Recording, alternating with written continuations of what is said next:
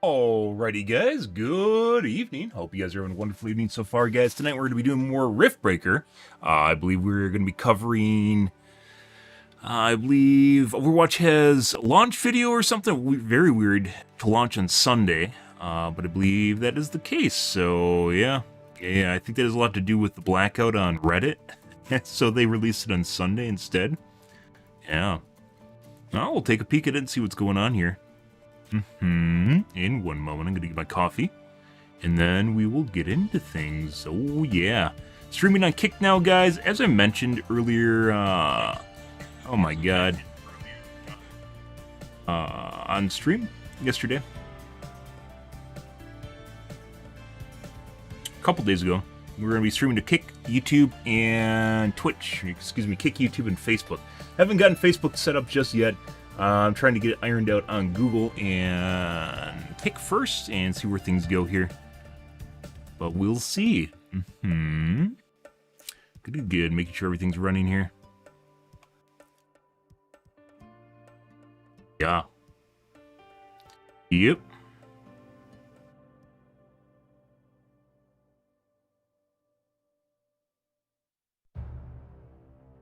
Ready. Haven't started Facebook out yet. We also have to figure out how to deal with our videos here. I think, I'm pretty sure YouTube saves my VOD, so I don't even need to upload to YouTube anymore. It just automatically does it. I'm going to go live every day on Twitch prior to going live on Kick and YouTube to trigger the starting stream warnings or starting stream notifications for a lot of people. Hopefully we can get some more viewership on Kick and YouTube. Starting out from the bottom, though, guys, I suspect we are not going to get a lot of viewership just straight away. That's just the way it goes.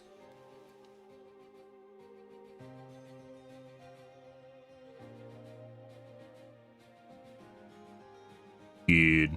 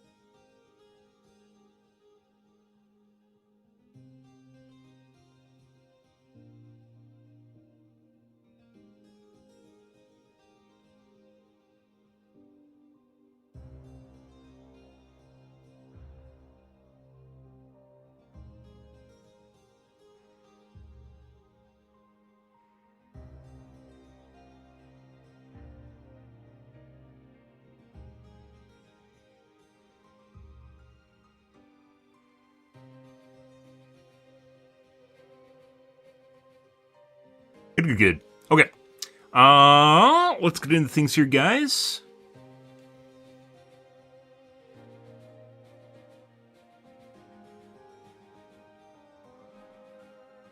Get my coffee, and we'll start on the tubes tonight.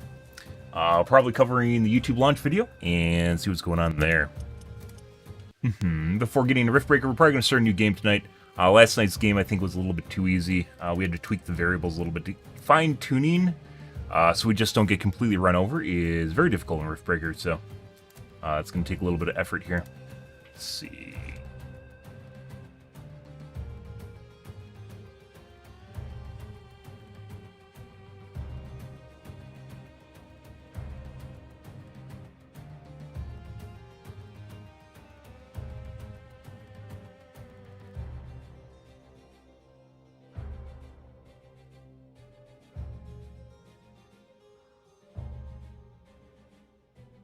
Good.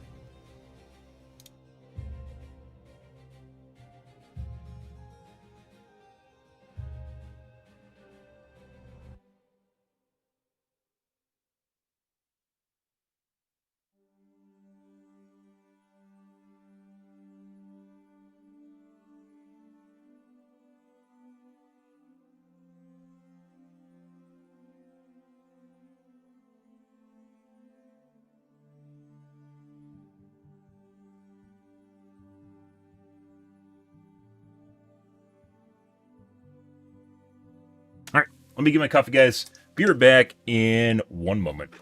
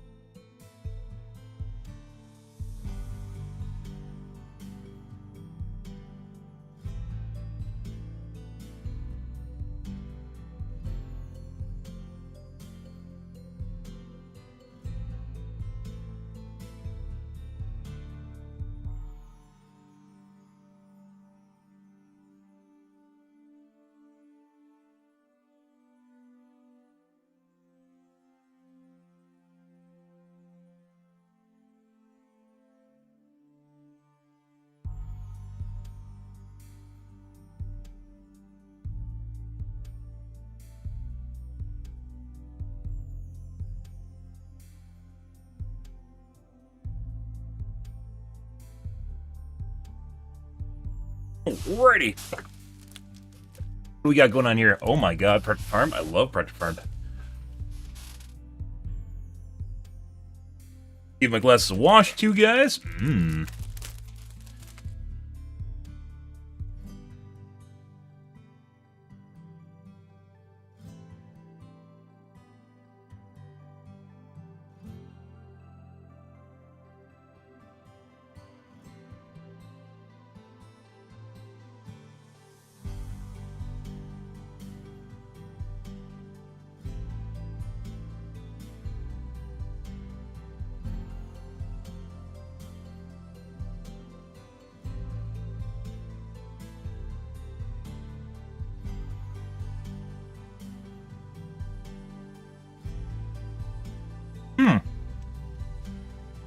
Mm-hmm. Also Starfield.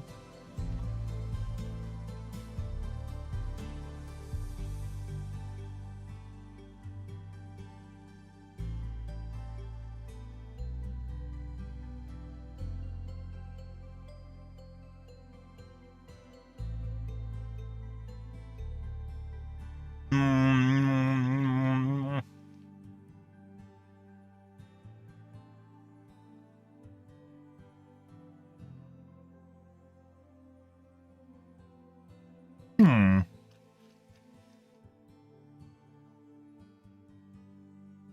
Queen's Double.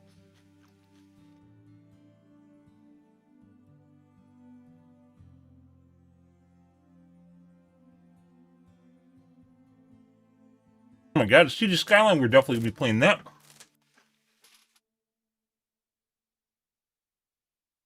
One that releases?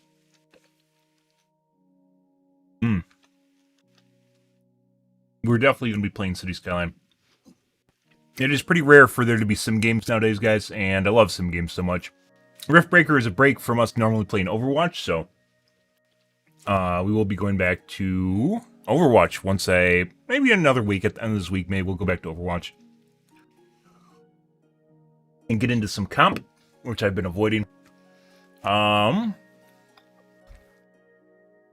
City Skyline 2, I can't wait, though. It's been rare.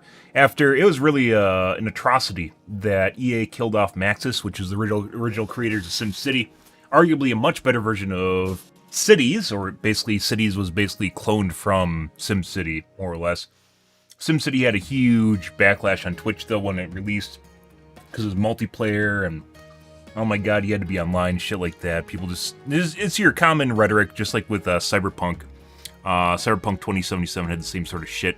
And you really kind of deprived yourself of an experience by basically returning the game and then going, "No, I'm never going to play this game because it sucks." And if you actually played Cyberpunk, Cyberpunk is a pretty fantastic game. It is phenomenal. And even you basically had a choice of just waiting a couple months and then playing it, or playing it and it was being slightly buggy, which is what I did. And it was still phenomenal. The stories in Cyberpunk were really fucking good. Most of them were pretty fucking good. And the overall game just felt really good. Not like the bugginess, but rather the atmosphere, the ambience. The city felt like it was alive, sort of thing. More so than GTA. But yeah. City is also very good, but not as good as SimCity in my opinion. But Maxis is gone. So I believe City Skyline is going to be the last cities that they're going to make. I believe they said so, which is a shame, but... Oh. Clarity, No Man's Sky. No Man's Sky actually had, like I've mentioned before, I played No Man's Sky on launch, and it had a good, people like hated on it, but it had a good infrastructure, and it was like, it was waiting to have a game put into it. And now we are like 4 years later, and they still haven't put a game into No Man's Sky. It's still like playing a game without a game. There's like a lot of open space with just nothing in it. Guess this way it goes, though.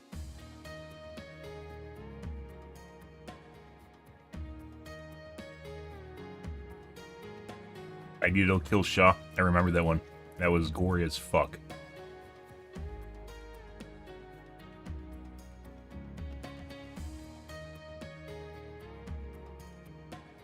Bottom was the guy. Other stuff we want to take a look at here, but we are definitely going to cover the release information first.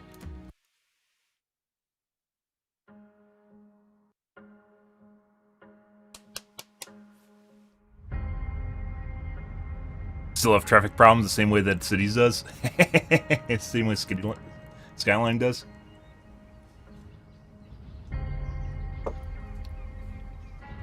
One of the things I disliked about Skylines versus SimCity was Skylines was more spreadsheety, where SimCity is more simulated. I.e. in Skyline, like the people that lived at the houses were just kind of cosmetic, rather than actually being simulated.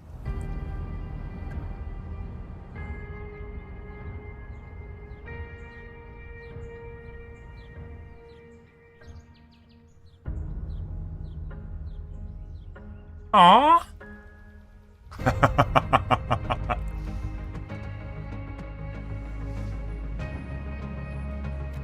Looks like they gave it a graphical facelift.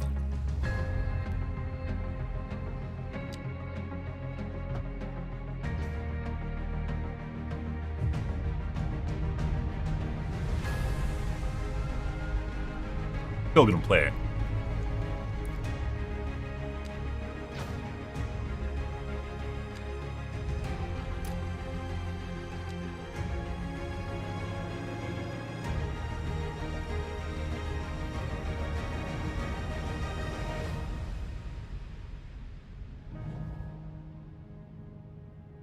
So, I don't know what the feature set is as far as what is improved on this compared to original Cities. Cities is just a great game, and I'm not against paying $60 for another version of it.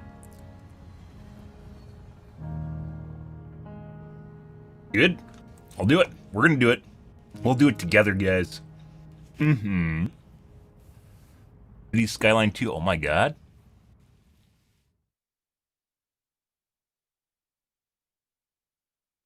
Seems like the overall aesthetic is a massive improvement to Cities Skyline. They went for a more realistic approach in this version. As far as stylization goes, not that there, I don't really think there is a right version or wrong version of that. It's art. A lot of different takes on it as it goes.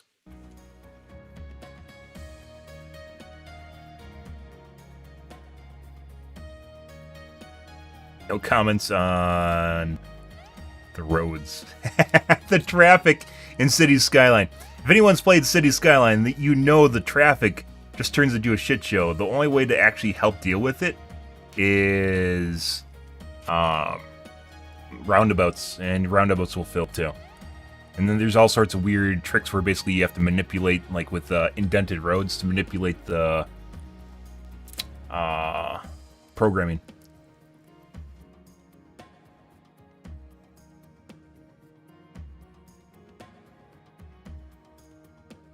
Okay. Nightmares are a nightmare for developers and players if they don't know how to implement them correctly, which most game developers don't know how to do. They just put it in the game and you're like, oh, just do a lot of damage and have a slow reload. That's a sniper rifle. It's not. As can be seen with Widowmaker. One-shots aren't actually that difficult. One of the best balanced games that I played as far as weapons go was a game called Raven Shield. This is a Tom Clancy game. Prior to Siege, way back in the day, when cones of fire, different things would affect, for instance, your bloom on your weapon and the reaction time between it. Now you have to stabilize your weapon and deal with basically different situations. So different weapons could be good in different situations. Yeah. But most games do not have that down. Just like fucking Fortnite is just kind of like a one weapon fits all, and it's either really good or it's bad. Just like fucking Apex is the same way. There isn't really effective ranges or a character to a weapon. It's just kind of a tool. And they basically just come down, especially Fortnite, just come down to stat guns. It's just a stat stick. It's just something you hang on to, and it's a laser rifle. And some are better laser rifles than others, and that's basically it.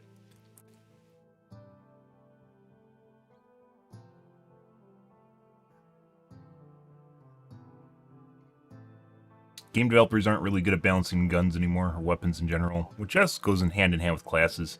A little bit different for RPGs, but still very similar. Singularity, official trailer. Let's take a look at this too. Lots of releases. I don't know what this is from. Computex was last week, I believe. It is. I've seen things. A few things before.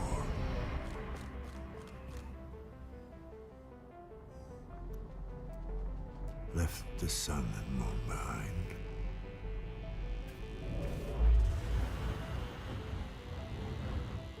Galaxies waiting to be found. Planets rich in resources. Collecting resources still. Battles Heard the combat's pretty terrible. Treasures unknown. This reminds me a lot of Black Flag. What was it called? Black Flag was a TV series. The pirate game. A universe. They didn't really make it based around pirating. They made it around treasure collecting. This is kind of the same way that this game's going. We're just supposed to fly around and collect treasure, and that's it. And you don't really do anything with your treasure.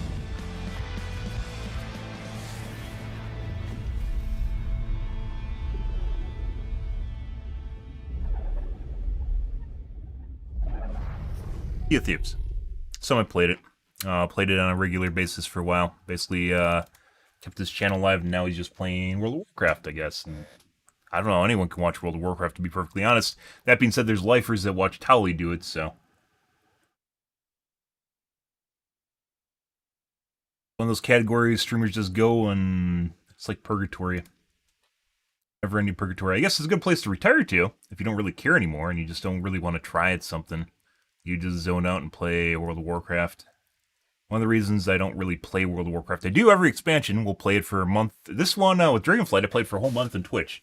Obviously, we'll be playing maybe on different platforms at this point, but yeah, played a whole month of Dragonflight.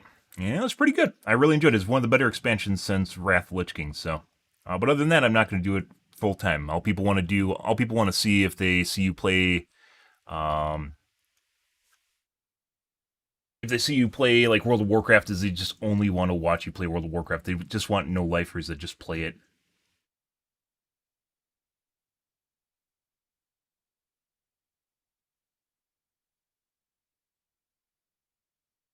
You want to take a look at that? We aren't going to do that tonight. We have... Oh.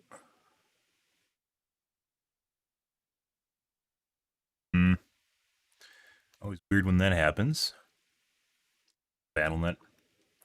Or freezes my entire computer, which it shouldn't.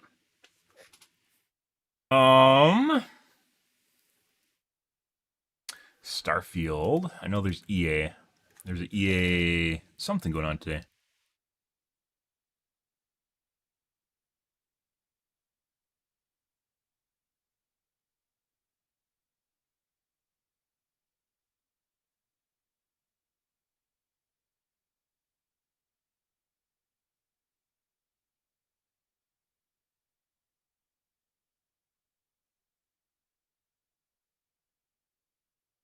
$12 ago. 13 hours ago. 2 hours. We aren't going to watch the whole thing.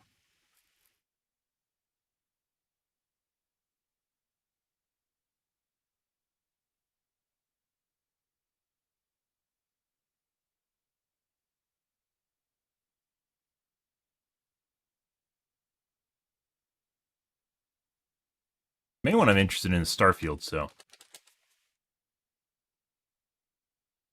GameSpot. Starfield extended gameplay overview. Yeah, I mean, it's the next Bethesda game, so yeah. It's the next Fallout. Skyrim, Fallout, whatever you want to call it. Good for them.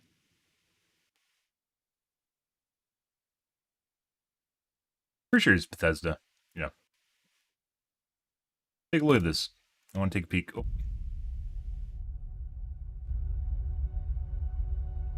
Humanity has always hunted for knowledge in the unknown. So No Man's Sky with a game in it. Oh my god! Wow! Not that the field of stars is so vast,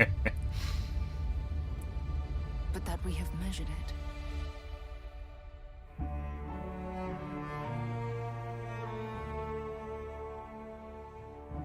Star Wars? Oh.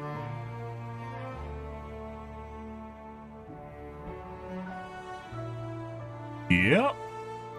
It's one of the few games I'm looking forward to, guys. We played Fallout on stream. We're going to play this on stream, too. Wi-Fi using the making. Since since Fallout 4. The biggest question of all. What's out there?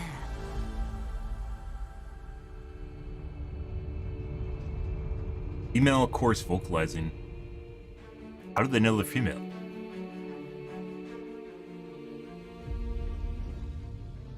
You're part of Constellation now. Part of our family. Kind of Mass Effect vibes.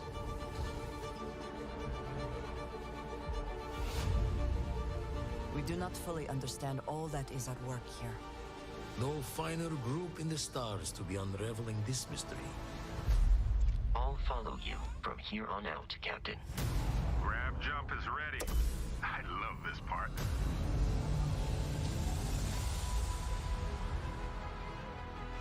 These artifacts could be everything we've been looking for.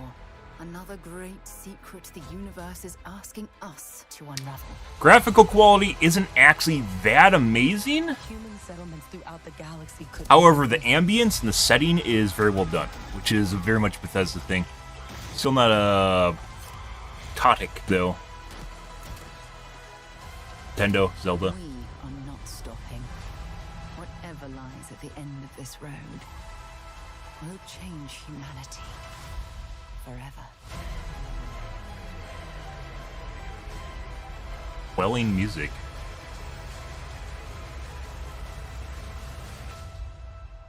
This is where we belong.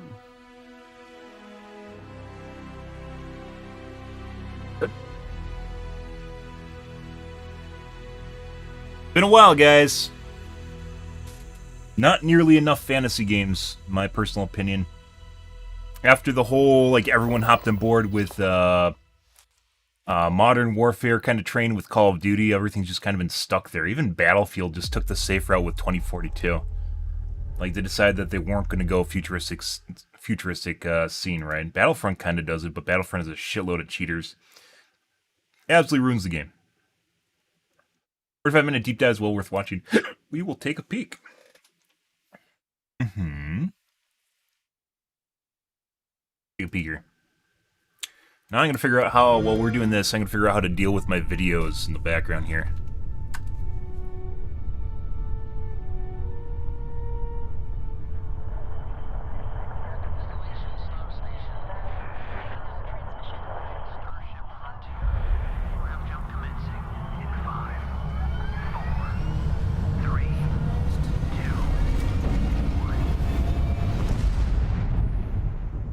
Hey everyone, thank you so much for joining us today and welcome to Bethesda Game Studios. You know, we've been so lucky over the decades to make the kind of games that we love here, and that's thanks to all of you. From the Elder Scrolls to Fallout, we love creating these worlds and playing in them just as much as you do. And throughout all that time, we'd often talk about and dream up the space game. What if we could take that feeling of being who you want to be and exploring a new world, but set it in space, where you weren't really limited in where you could go or what you could do. And that is Starfield. Obviously, we've come a long way since then with the games we've built, our technology, and all of us here in the studio. We've done so much together, but, well, we've never tried to make a game like this.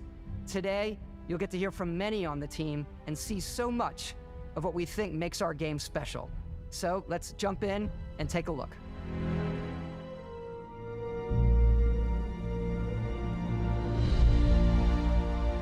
Starfield is our first new universe in over 25 years, but it's still a Bethesda RPG through and through, where you step into a new world and you get that feeling of unlimited possibilities. But this time, it's not just one world. It's over 1,000 worlds. Because the choice of where to go, it's not ours, it's yours. And it wasn't until now that we had the technology to create it. From the rocks at your feet, to the mountains in the distance, to the people and creatures that live in these worlds. That isn't just a backdrop. That moon is actually there orbiting the planet. Yes, you can visit it too. I wonder if they partnered with No Man's Sky to do this. I mentioned this before, like, No Man's Sky would be, like, the ultimate kind of engine to use, basically, for another game. Like, a game could actually use their game to make an actual game. Like, it's just an engine, just a tech demo. They didn't seem to know what they're doing. Our next-generation lighting model uses real-time global illumination to light the world based on the type of star and the makeup of the planet's atmosphere. We also have an all-new animation system. And of course, you can play it in third person, and you can play it in first person. Basically means I was just playing in third person. We love exploration and rewarding it, but you do explore differently in this game given its scale. That usually involves exploring an area you've landed in. You can collect resources, do a mission, and maybe even stumble upon something unexpected.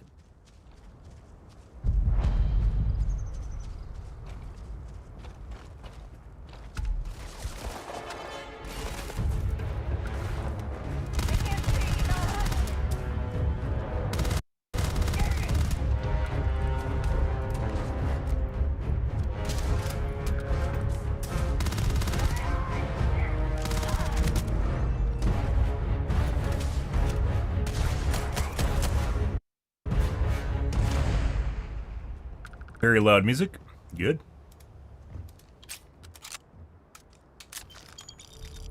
We do love stuff and all of the items allowing you to pick everything up, and you can view all that in your data menu.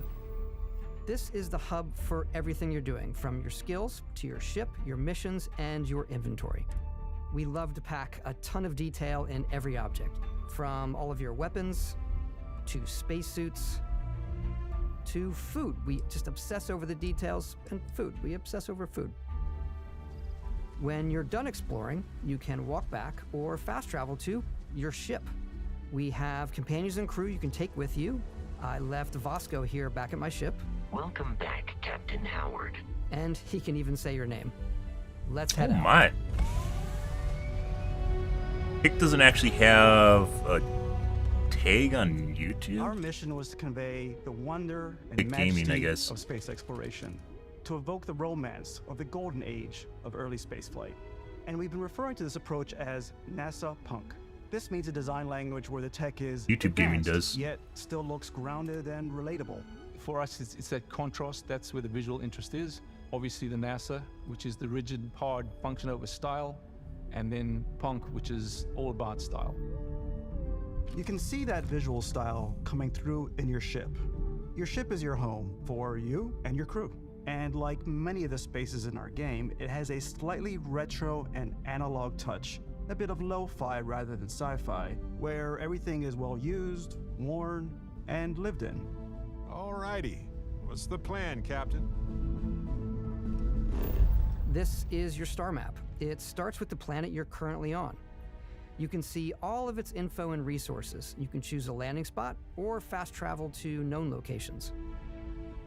Backing out further, you can view all the planets in the system. Obviously, the game is big, and it's here you can see planets that have key locations, missions, or life on them, versus the many planets that are barren but resource heavy. Zoom out even further to see all the systems in this part of the galaxy. Here, you can plot a course to ones that are light years away. This uses your ship's grav drive to fold space and jump to these systems. And you will need to upgrade your ship and skills if you want to jump to the most distant ones. But for now, we'll plot a course to the Alpha Centauri system, where we can find the city of New Atlantis.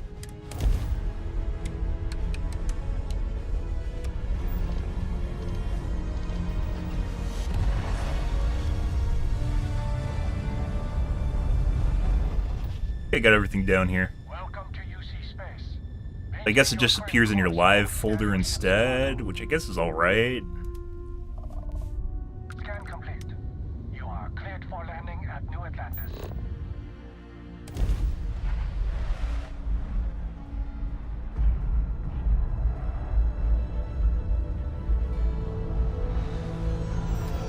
As soon as you land in a city like New Atlantis, your eyes are guided upwards to just these boundless, vast buildings.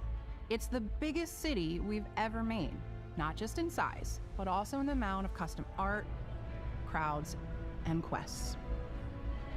So the main focus when we're designing a city is obviously what supports the story. We try and tell as many small stories as possible. This is a colony war memorial. It's a few moments of gameplay that make the space feel like it's full of real characters that are going about their day-to-day lives. It's paralyzing if you really stop and think about it. Buddy, it's coffee. It's also where your adventure with Constellation begins. Kind of one of the things that like Bethesda kind of does compared to other developers, where like BioWare, whatever, does a really, really kind of tight story. Bethesda does more like meta, like overall objective feel to everything, how the interactions, you know, your impact on the universe kind of weighs in and weighs out, rather than just an intricate storyline. The storylines aren't always super amazing.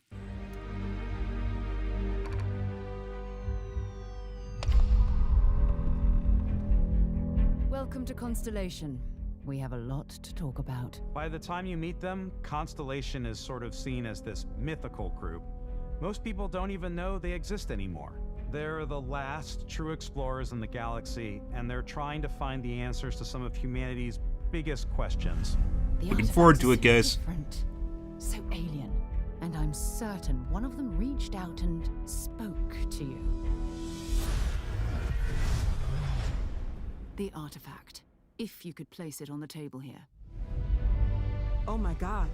Look at how it's coming together. That means there's a set built by an intelligence outside the settled systems. It's definitely an eclectic cast of characters. You've got Sarah Morgan, the ex-soldier and adventurer, now Constellation's leader. Mateo, the theologian who believes that there's definitely something else out there. Noel, the gifted scientist and Sarah Morgan's protege. And Walter, a very successful businessman in the settled systems and Constellation's financier. Anything goes as long as you have the money. There's also Vlad, the ex-pirate, Sam Coe, the former space cowboy, and Barrett. You know what I hate about these pirates? Completely resistant to my otherwise irresistible charm. The journey you take with Constellation is just that looks so robotic, guys. I'm not gonna lie. The Settled Systems is home to all kinds of different stories, people, and adventures for you to uncover.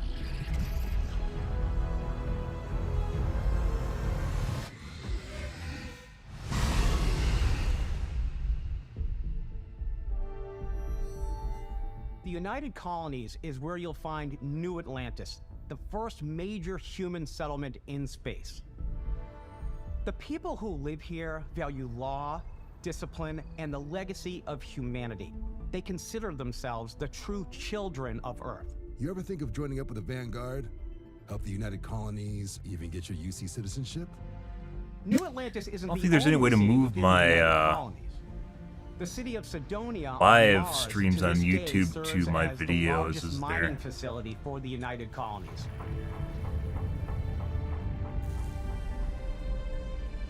Beyond the United Colonies' reach, you might find yourself in a much more wild and independent coalition of star systems. This is Freestar Collective Space. The capital of the Freestar Collective is Aquila City. The Stone Root Inn is an Aquila City fixture. A ranger relies on judgment and intuition to do what's best for the people. Neon started out as a fishing platform, but is now known throughout the settled systems as a pleasure city, where almost anything goes. If you've got morality issues, this definitely isn't the job for you. Ryujin is hiring the best and brightest of today for our future tomorrow. Everyone has been chewed up and ground up by Neon. Try not to get yourself killed, all right? Outside the bounds of civilized space, there are still plenty of unclaimed systems to explore, but these areas are also home to the most hostile factions in the galaxy. The great serpent hungers. All heathens shall be made dust in time. A new face. Exciting. This is the face of a brave runner here to challenge the Red Mile.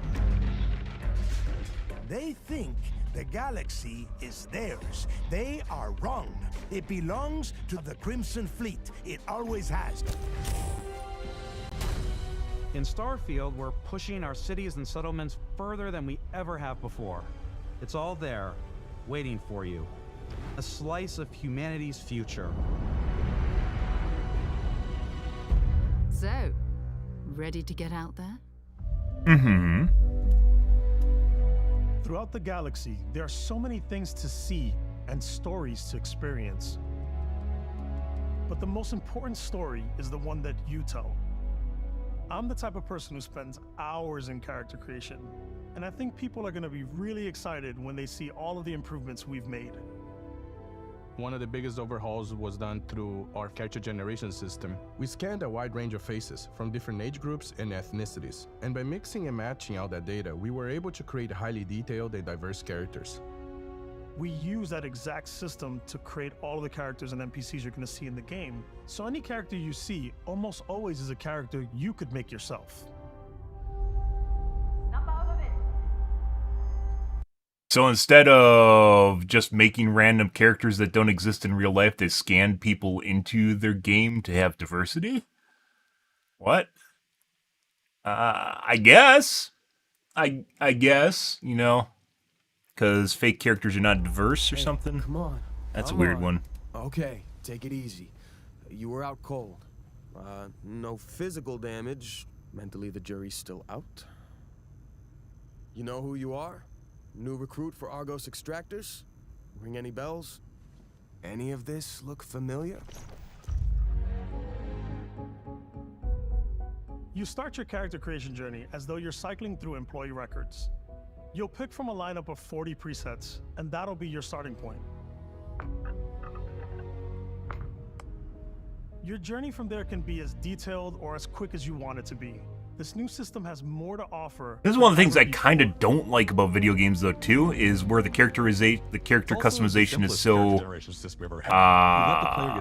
intimidating, I guess you could say. It almost makes making characters seem kind of like a job. You spend too much time doing it compared to actually playing the game. Settings. It's a lot, but I think it's the most fun to use. Character creation is more than just how you look. This is also where you start to decide who you want to be. That's where backgrounds come in. This I like. Backstory and start you out with 3 basic skills. From chef to dusty. You know, the crew still has a Or if betting you pick pool about traits. which restaurant critic you must have crossed to wind up here. What's Pretty great cool. about backgrounds is you never know when yours is going to come in handy. You could be in the middle of a fancy restaurant talking to some guy, and suddenly you learn he needs a beast hunter to help track down a monster. Fine. I probably should stick to professionals anyway, given what happened the last Kind of a time. cool bit of flair. Probably doesn't matter all that much for the most part. Even further by letting you I believe pick up those to 3 in traits. Skyrim too. Traits are Fallout. completely optional, and they come with Ah. their own advantages and Lovely. disadvantages.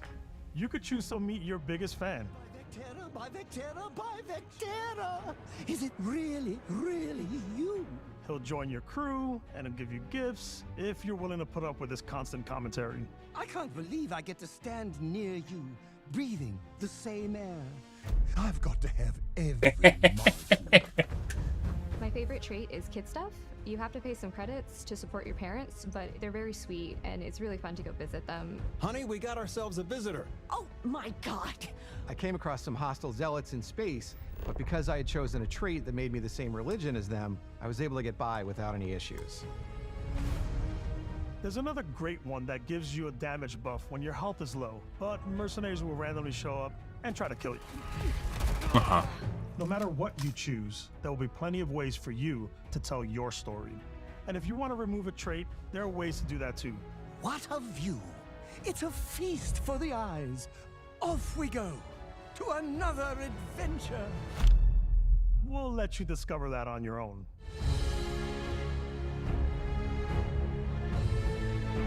An epic, guys.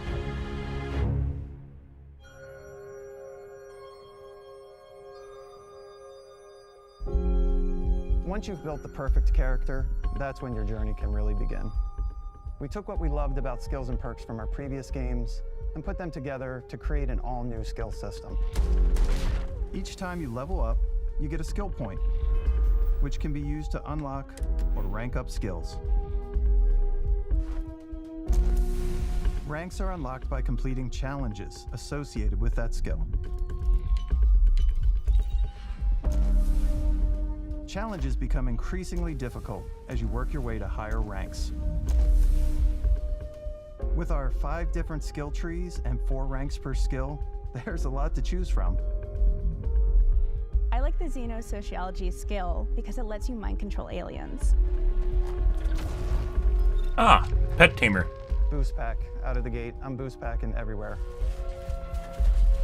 Okay, I need a jetpack. It's true. That's already a skill that I'm taking, guys. It's just So I can gone. get neuro strikes and just punch my way through combat.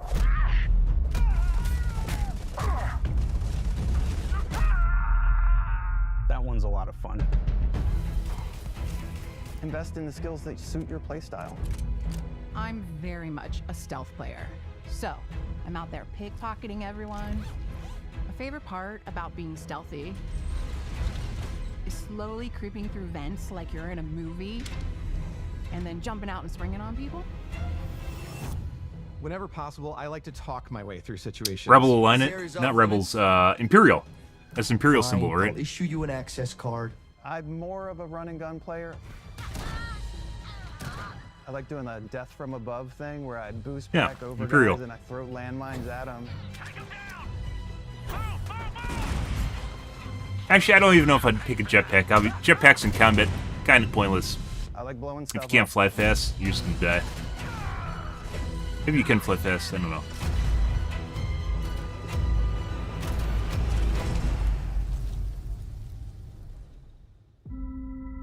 Lovely.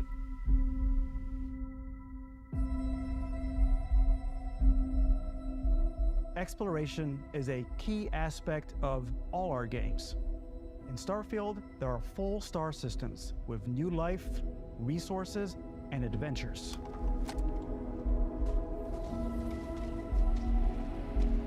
Our team worked hard to strike a balance between fun and realism. We studied data from NASA and a multitude of other sources to help us make the world feel believable. From the way we approached planetary atmospheres to the way we placed biomes based on the planet's distance from the sun.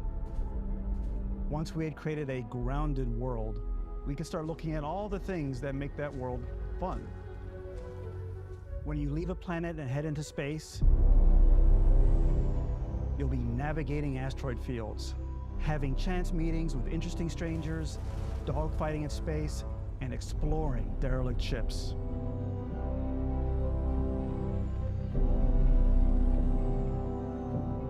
It's all out there. Ultimately, it's about rewarding your curiosity, because whether it's on the surface of a planet, the alleys of a city, or the vastness of space, you never know what you'll find.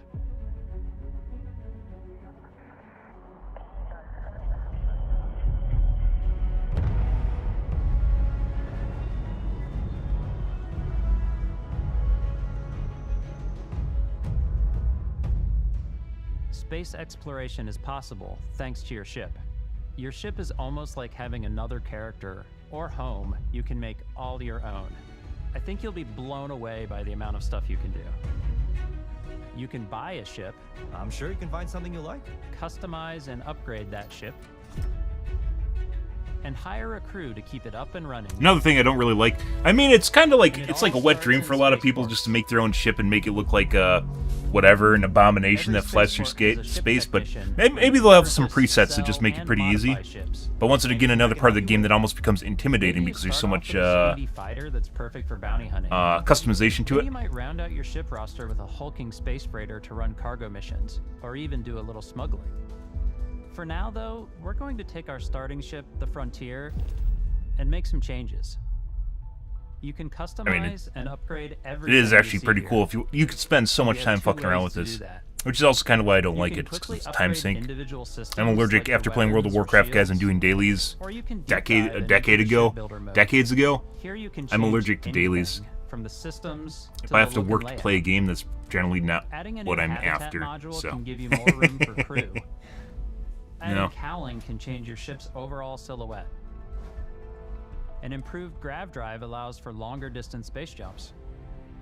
You can even fully customize your paint job to get the exact look you want. The parts you choose to build with don't just affect your ship's stats. They'll also affect what you can do inside your ship. You can have modules for crafting, or for storing and displaying your weapons. Starfield's in-game ship manufacturers bring their own look and feel to every piece of your ship. From living quarters to cargo holds, mess halls, and control rooms.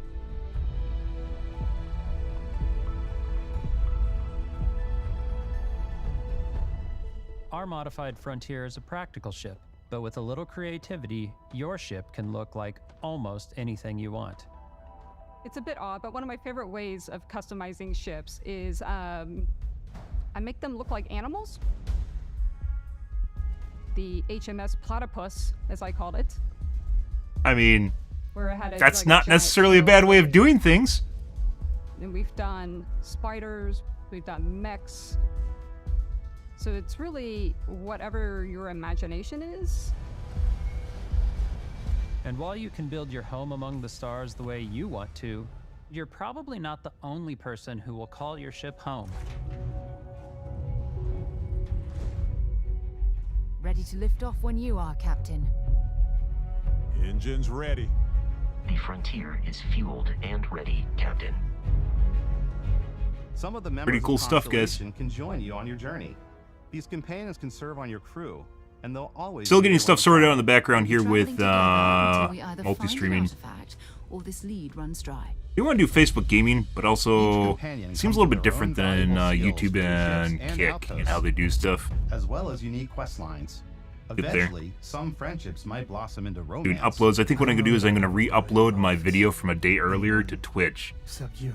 And maybe even run it as a You rerun. can always hire additional crew at spaceports. That'd be pretty good. Room on your ship for someone like me?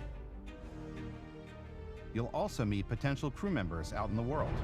Still think there might be a spot for me on your ship? I gotta get off this rock. Assign crew to your ship or outposts, and their unique skills will affect how they run. And just like companions, most crew members can lend a hand in the field. Take Bosco, for instance. He's designed around the core basics of a NASA machine. Please avoid getting shot. You might die. I still wanted to give it almost a humanoid personality, so I elongated the limbs. This tends to make him feel more human-like and give him a little personality. It is a shame exploration requires so much bloodshed.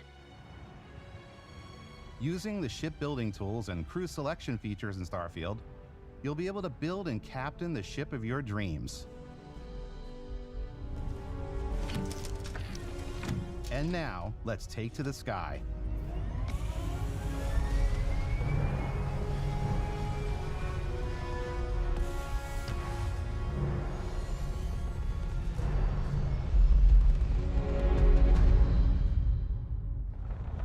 I wonder how much your design of your ship actually affects handling, or if it does. We're putting you in the cockpit of your very own spaceship and telling you that you can do pretty much anything. And that is really cool for us as developers. Spaceflight should be exciting and dangerous, and you should feel like you're in complete control every step of the way. We've extended that sense of control to ship combat. It's not about just hitting your triggers to fire your weapons. It's a complex dance between your piloting skills and our power allocation system. Boosting power to your engines will make your ship faster. Powering up the grav drives will shorten the amount of time it takes before you can make a jump.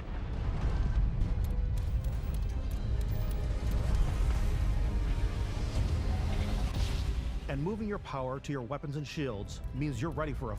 So, I want to point out here, guys. Notice how when Overwatch did kind of a dev blog / update video, it was quite a bit different in terms of content that was available in the video for us to actually look at and, oogle over, right? A little bit different, and there's like 10 minutes of a letdown. Fight. A little bit different for 4 years of work, although apparently it's a little bit different. We're going to take a look at that too. Because you're not alone out there.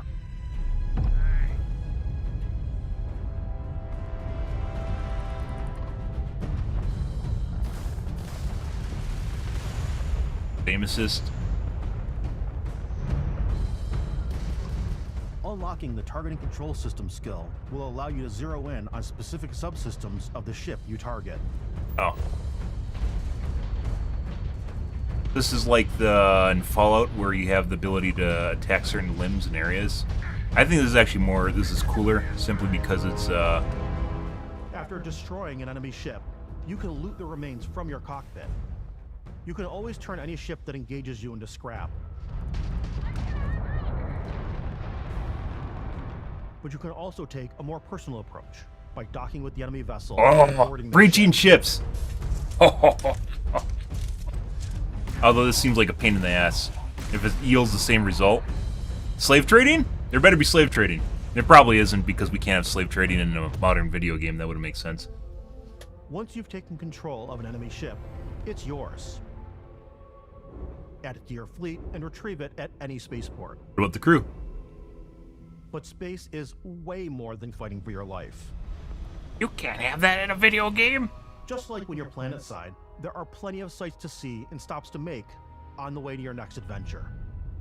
Like these massive star yards.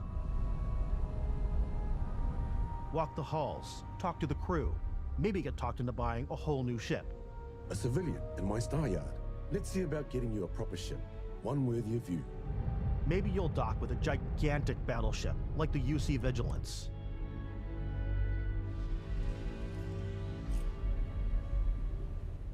Or rub elbows with the galaxy's wealthy elite on a cruise ship fit for the stars. There are plenty of personal encounters to be had as well. You can hail any ship you come across to trade, swap info, or maybe even commit an act of piracy. Let's do this. When I'm playing, I generally go crazy. I definitely go like the more piracy routes. I want to take over ships. I'm gonna board ships. I'm like, this is now mine. Like, this seems pretty cool. Sandwiches and put them, you know, in my cargo. But I can't imagine. For sandwiches, I don't want to play the hero, but I want to go out and just start taking things from people as quickly as possible. Kleptomania with sandwiches. Looking for a little human connection in the darkness of space. Hello, stranger. I just finished cooking up some food. If you want to come on over, just pop on by. Some of the Pretty best good. moments are the ones you discover on your own.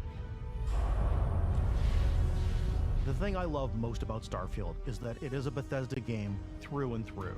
It's really about going to strange new places, meeting interesting people, and getting sidetracked on zany adventures. Then realizing 2 hours Skyrim. later that you're involved in a And then all of a sudden you become a vampire out of nowhere and you're like, what the fuck? We thought we were the only ones to leave Earth. That DNA is so present here. It's in our random encounters, it's in our handcrafted quests, and it feels I mean, it's so a way cool of to doing play a it. game that Just you make can't your really own add a whole lot of path. structure to, because the There game are is supposed to be over 1,000 planets out there, unstructured-ish, just right? waiting for you to visit. We want you to feel like explorers, breaking ground on new planets, exploring every inch of a mostly untouched galaxy. We want you to feel hopeful. We want you to feel this sense of awe and wonder, and sometimes a little fear. We're giving you a massive playground and a ton of toys, and just setting you free. Sounds lovely.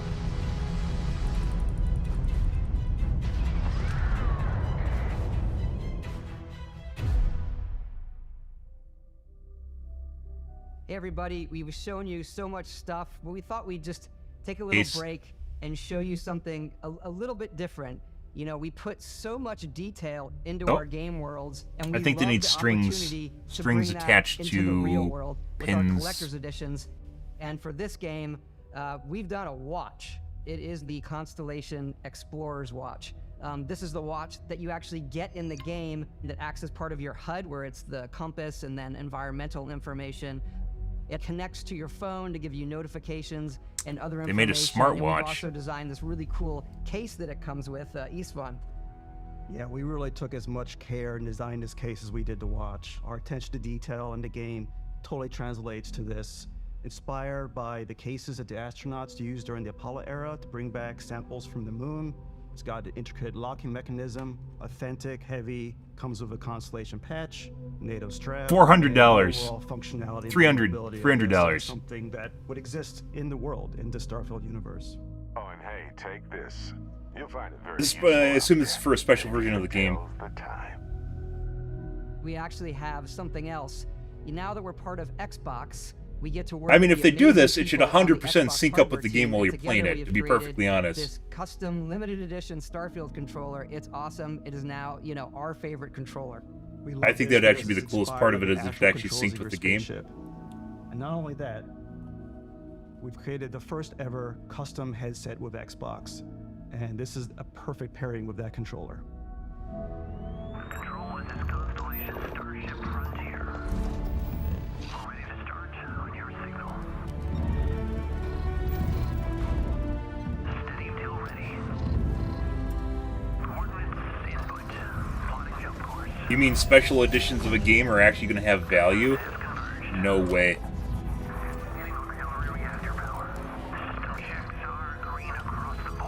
That's not cheap. $300. $400. I don't know, maybe they're sold separately?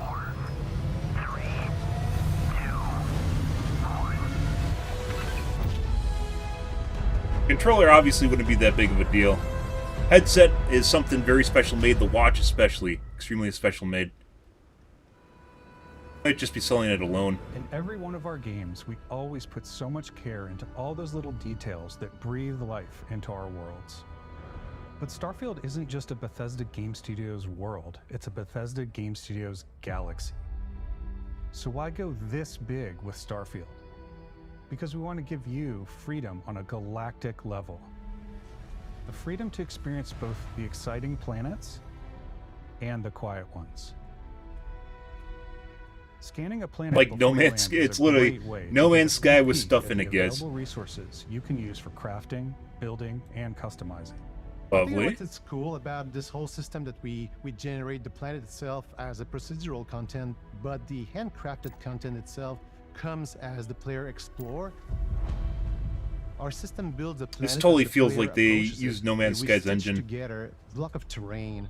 After that, we have the system that adds interesting locations for the player to explore, creatures to encounter, ore and plants to pick up. It allows us to add that touch of environmental storytelling that Bethesda is known for. Creation Engine Aggressive 2. creatures have been disrupting our experiments. Their habitat isn't far from here. If you could take care of them for us, we would be in your debt. The one they even if used your for friend their other were to games. visit the same planet that you had, you would have a different story to tell. I mean, I saw Fallout 76. I kinda doubt this is the same engine. Fallout 76 had a lot of problems with their engine when they tried to expand it, make it kind of like a MMO-ish sort of game. They ironed out a lot of them.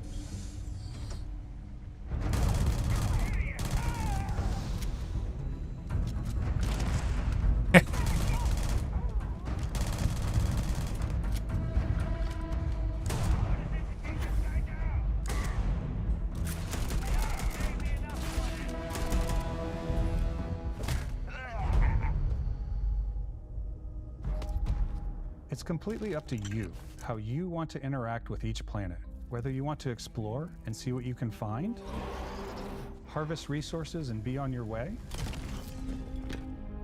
or simply take in the views. With the help of your scanner, you'll chart the uncharted and discover exotic wildlife. If you have the skills, you can even figure out that certain creatures and plants, you can build an outpost and produce resources from those plants and animals. You can get Farming experience and rewards for fully surveying planets and fully surveying a whole system. When we were concepting these creatures, we really wanted to Like think of them Spore? as natural to the environment. We didn't want alien monsters. We wanted native wildlife. Something you've never seen Like before. Spore? That's pretty good. When it comes to our exteriors, when the sun moves, all that light is calculated in real time through the atmosphere. Oh my god, ray Our tracing, not biggest really. goal for lighting No in way. Starfield No way is to that's make ray the tracing. game feel more There's probably stuff filmed. in the game that is ray Lighting traced, but not that. and color to really make it feel more cinematic.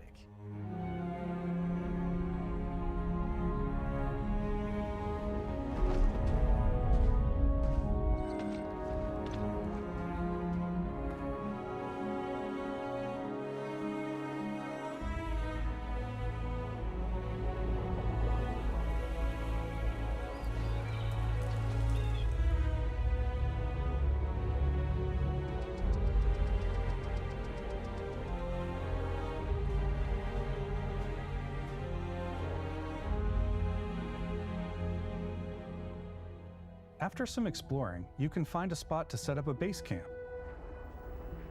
Outposts can be built almost anywhere on any planet. And the habitat modules come in all shapes and sizes, filling all different purposes. You can even live in them. Assign crew and companions to work at your outposts for added bonuses and set up extractors to harvest resources while you're away. As in Fallout 4. Something cool we have this time is we have a new fly cam where you can toggle between on-foot building, or you can now use a top-down isometric camera, which helps plan out larger parts of the outpost and placing those larger halves. So that way you can really plan your structures and what the overall feel of your outpost is. And then when you're on your feet, you can really decorate and fine-tune things much easier. I hope there's a pre-made layout because I'm not fucking decorating every one of my outposts.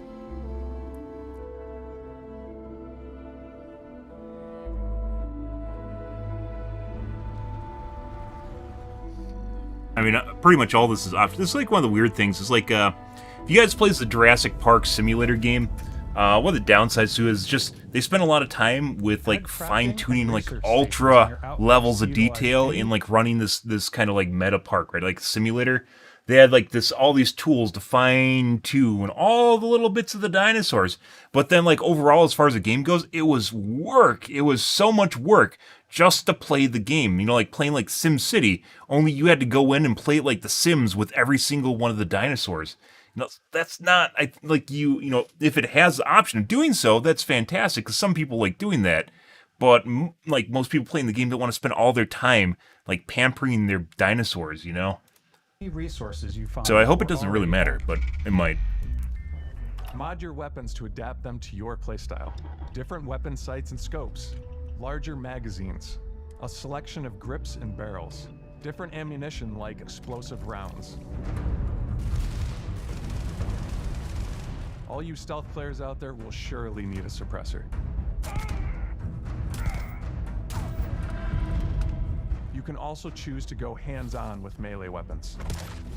The thing about melee is oftentimes is very boring, I guess you want to say. It's either extremely complicated, or it's just hold down the button and hack and slash, and that's basically it. It's not very nuanced. We've completely overhauled our combat. It's more dynamic, the animations are more fluid. But I guess at the same time, it's not really all that different than, you know, shooting a gun at someone, right? So, I don't know. It's always been it's very difficult to balance melee in video games. I want to say any other game we've done before, there's a lot of variety. Because obviously the closer you get to people, the... Upgraded gear is just one of many factors to pay attention to when engaging in combat.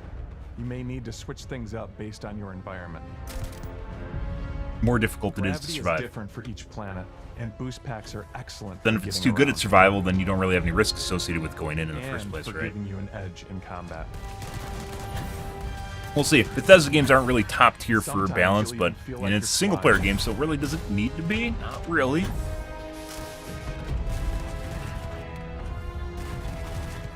Zero gravity environments pose a different challenge. Firing a ballistic weapon in zero G will actually push you backwards. Energy weapons, on the other hand, offer a more stable shooting experience. Coming from the Empire. We also have mag weapons. These are high-powered electromagnetic induction ballistic arrays. Each barrel has its own targeting laser and can dish out some serious damage.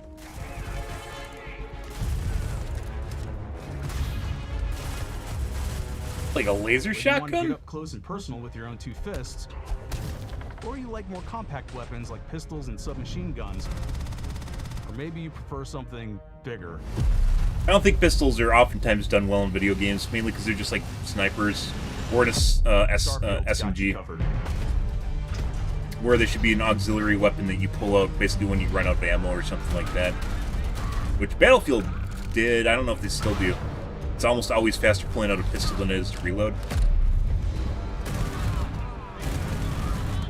Even though it's worse than an SMG or assault rifle. Be clutch if you run out of ammo.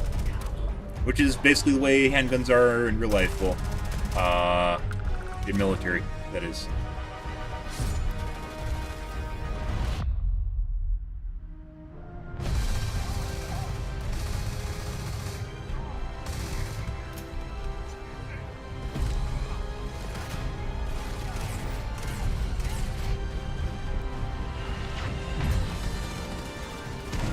I wonder if they have procedurally generated monsters like Spore. Well, actually, they said they did, didn't they? For the environments, because the planets are procedurally generated. So the monsters then are procedurally generated to match the planets. Unless maybe it's per biome, so they might be procedurally generated. They might not be. Uh-oh. Psi power. Thanks again for being with us today. I mean, we are just makes so sense. grateful that you've taken the time Fallout, to so. spend it here. I know there was probably a lot to take in. There's a lot to the game, even more than we could show here.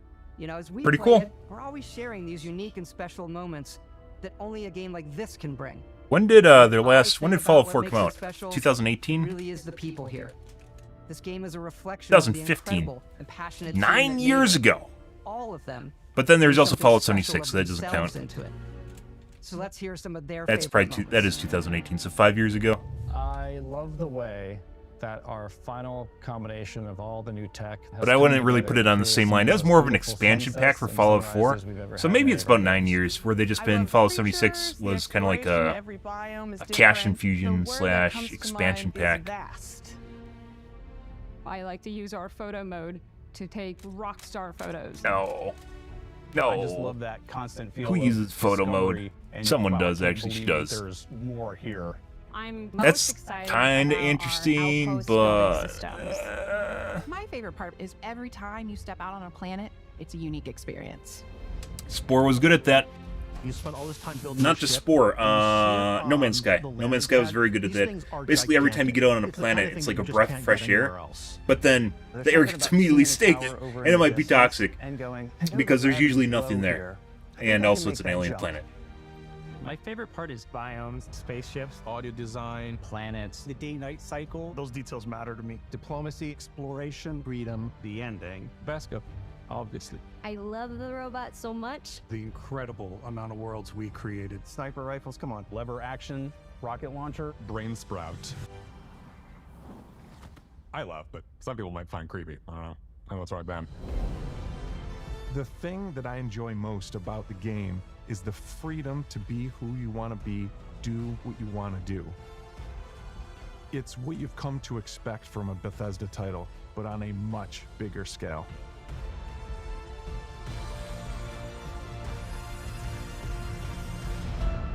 On behalf of all of us, we can't wait for you to play Starfield. I can't wait to play and make Starfield. your Well, actually, I own can. special moments. But definitely looking forward to it.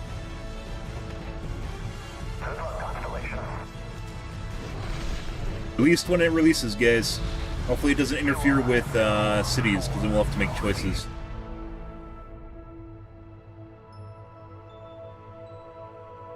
They said this is Q4. Pretty polished for what it is already. That's where you want to be. Ah, September. That is Q4. No, Q3. Q4 is October. Good. That looks lovely. Oh my god, a lot of content there. A lot of interesting things. Very good.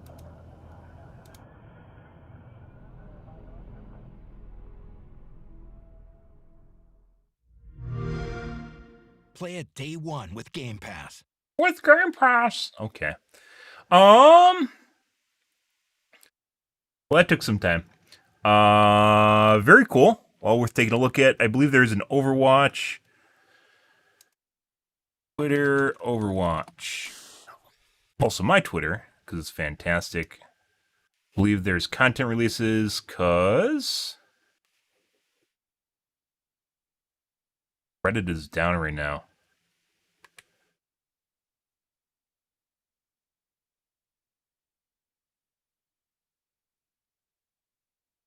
Xbox release. Let's see if we can find something on YouTube that's watchable here. Everything. Very good.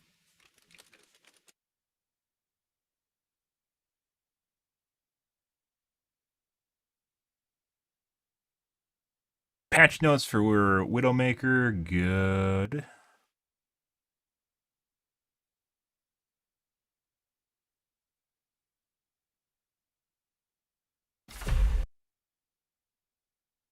Live trailer. Invasion trailer.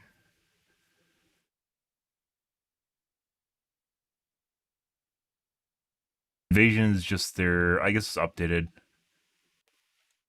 Lots of content. They have a live stream?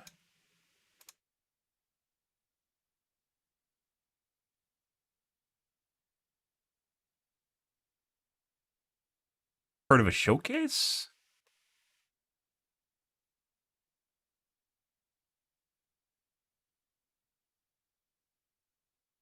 "13 hours ago.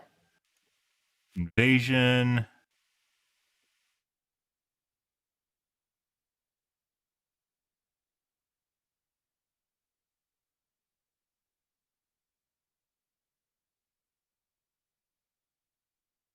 Hmm.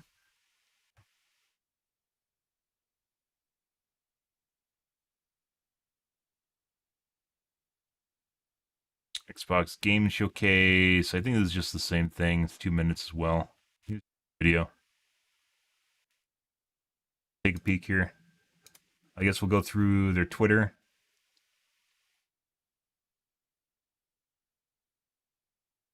A bunch of tidbits.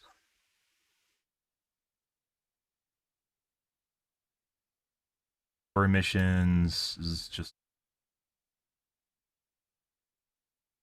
maps. This doesn't matter until we actually get information on what it actually is. On a co-op event. Firing range. They're updating the training range. Good for them. Well, this is not what you need, though. You need to have like characters running around. There are actually custom modes that do it, but it could be done better. Maps to explore, new modes to master, sector, August 10th. So that actually has a web page.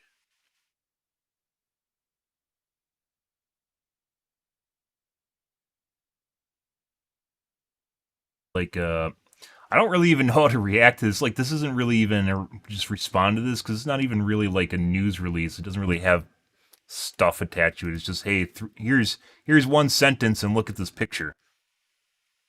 Port hero looks like they got a big gun or a sword. Let's see.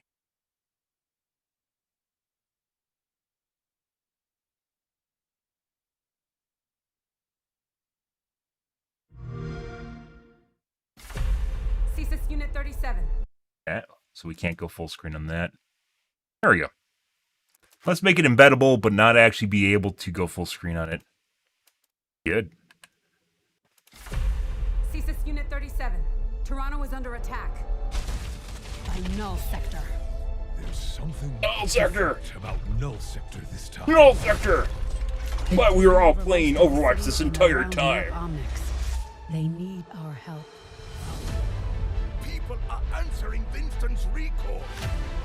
There's new blood on the team, and we have so much to teach them.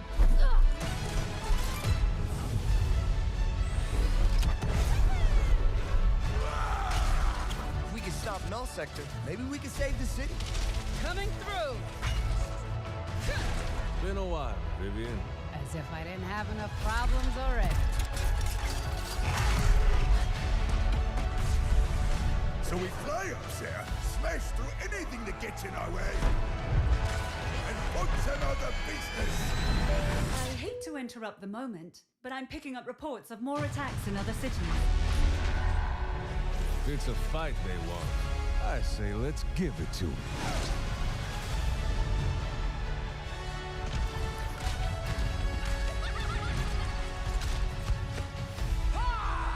Engage. Target mark. Time to create peace with bullets. Greetings.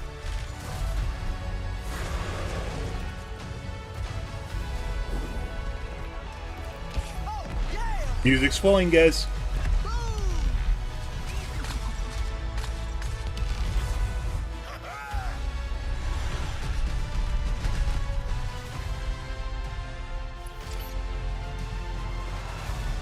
The world is counting on us. So what I think is actually really important here is context. This is... Oh my god, it's a support here. This is for a PvP game that is extremely competitive. This is one of the problems with the whole PvE announcement and with the letdown associated with Overwatch in the first place. This isn't a new game. Starfield is a brand fucking new game, right? So, well, they're making it seem like it's a story, like it's, you know, you're getting drawn into it. Hey, look, guys, we're going to play through these, you know, this in-depth, this look at these characters. We're going to have conversations. We're going to have, you know, animations in the middle of the game and everything like that. At the end of the day, this isn't a new game. This is Overwatch. And you are not getting a brand new experience. You are not playing Starfield and Overwatch. This isn't a brand new game. This is just Overwatch with, you know, slightly tweaked abilities, and you just basically do what you do already in the game and kill monsters, but without it actually being a brand new game. So while it's kind of exciting, because, I mean, the trailer was pretty cool, to be perfectly honest, and it draws you into the lure, the context here, the objective look at this is not a brand new game. And not necessarily that it needs to be a game, but it needs to be a standalone game. This is not a standalone game. And while they might have talked a little bit about how they wanted basically the game to be some sort of weird-ass MMO like Titan or whatever they expected it to be, and this isn't hating on Blizzard particularly, at the end of the day, you are looking at basically something you'll be able to play maybe once, and then you're going to be done with it. And it's not even going to be a single-player game. It's not going to be a single-player experience like if you were to play a brand new game like Starfield or something. Because at the end of the day, all you're doing is taking the characters that are in Overwatch and then just playing them in a linear setting, a linear storyline setting. And at the end of the day, what exactly are you getting out of it? Is it even going to be all that enjoyable? I'm going to say no. And the reason for that is because there's already, they released, was the Omnic Invasions. They did a couple Omnic Invasions or whatever. But what really makes this game, this is it's like they don't even know what they're making. This is the fucking weird thing. It's like they don't even know what they're making. Because at the end of the day, this game is supposed to be a highly competitive PvP shooter, right? A highly, highly competitive PvP shooter, where basically it's like League of Legends. Imagine if League of Legends was just, hey, we're going to stop making League of Legends. We're going to make instead this storyline game. It'd be different if this was done as well as the normal game going on. But this is basically the bits and pieces they spent 4 years on, and then even come up with the standalone game. They basically spent 4 years and did almost nothing.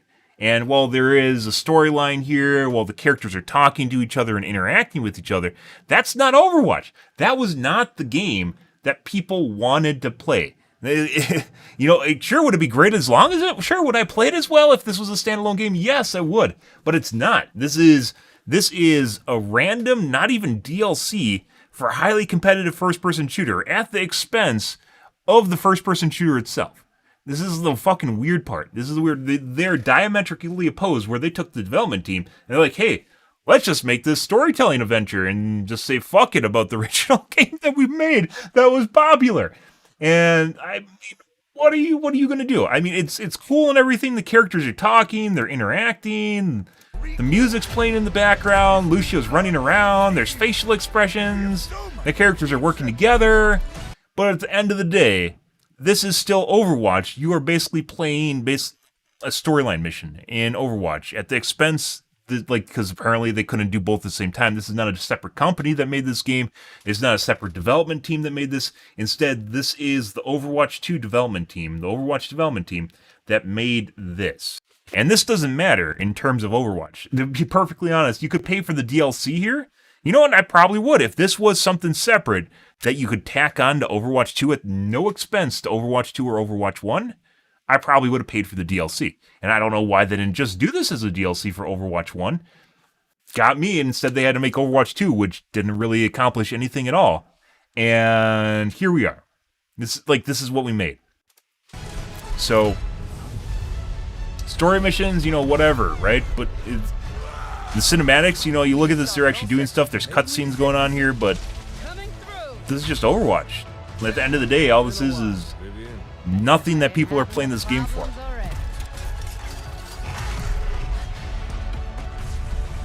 So we fly up there, smash through anything that gets in our way, and what's another business? I hate to interrupt the moment, but I'm picking up reports of more attacks in other cities. It's a fight they want. I say let's give it to them.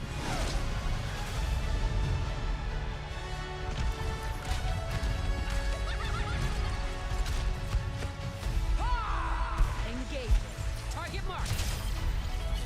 Time to create peace with bullets.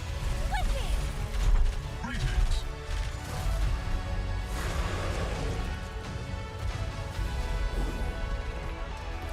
What is it called? Linear story experience? The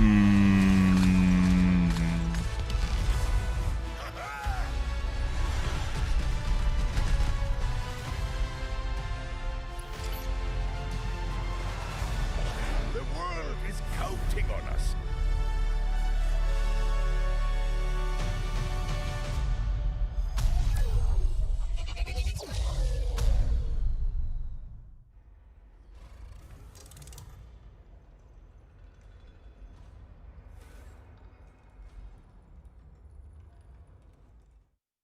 Make a tweet.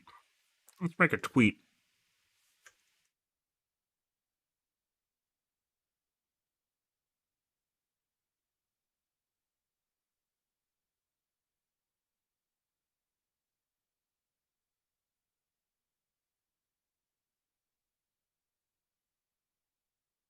Characters.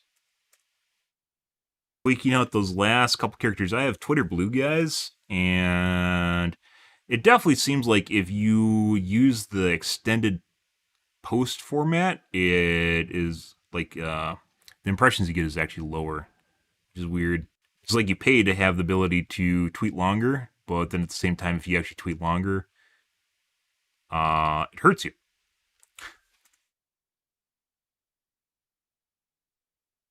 With DLC at no expense of the core development, it would have been fine. It's not.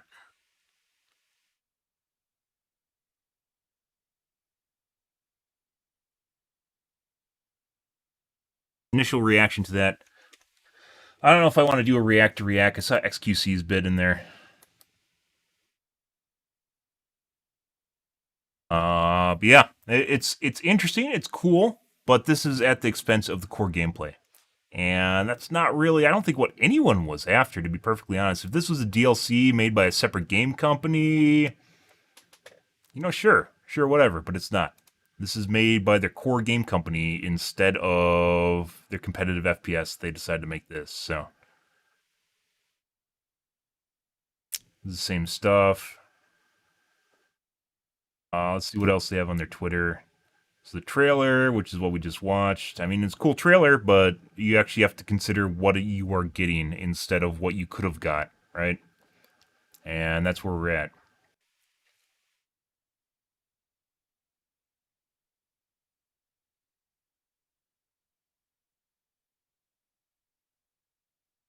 Shame. Yeah, just a bunch of, hey, look, there's a new feature, one-line sentence, new feature. Just story missions basically is it. A training range shouldn't have taken as long as it did. Cool, I guess, but at the same time, I have to take a piss, guys. 1 second here. Grab soda. We're back. We need to play some Riftbreaker tonight.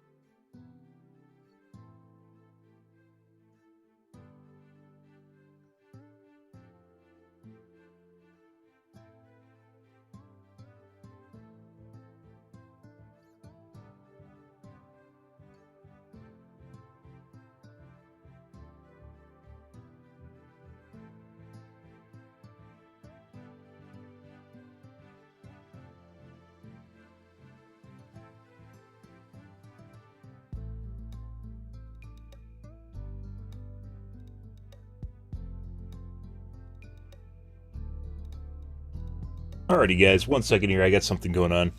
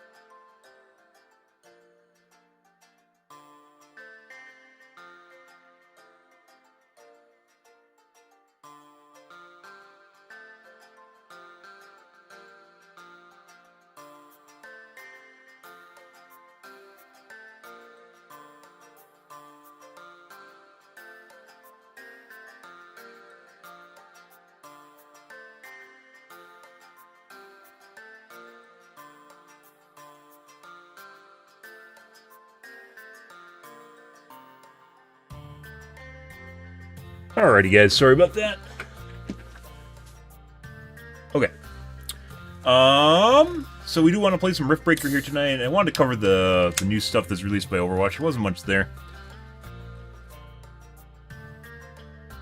Much like with the development commentary from earlier, was it a month ago, 2 months ago? Yeah, not really what kids are looking for. Maybe there's probably hype surrounding it just because it exists, because people are really fucking hard up for anything new from Overwatch.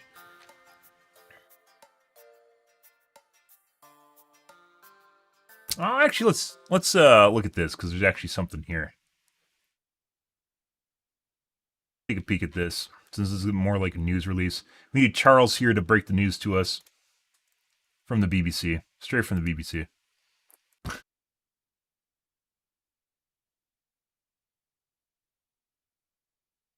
Google Cloud.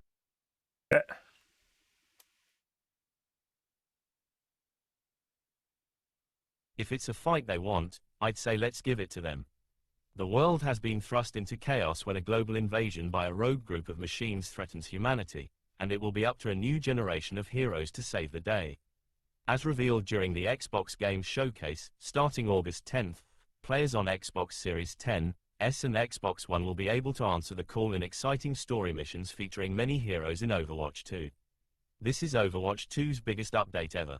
We're calling it Overwatch 2 Invasion.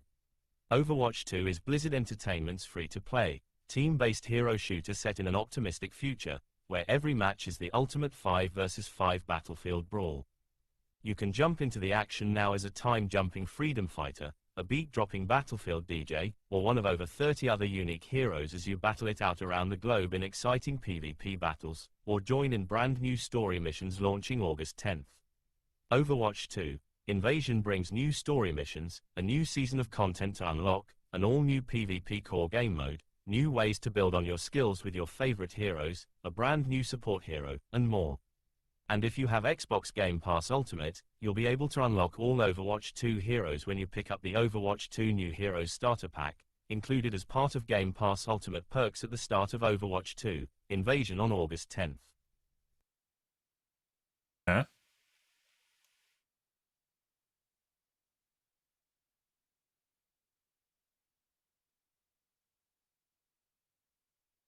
Story missions, the rise of Null Sector humanity and Omnics, a race of sentient machines, have had a tense relationship since the Omnic Crisis, a global war that eventually led to the creation of Overwatch.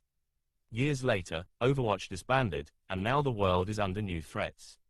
When Null Sector begins their attack in Paris, Winston, Tracer, Mei, and a handful of other heroes are able to save the city from destruction. However, they soon realize that a global invasion has just begun.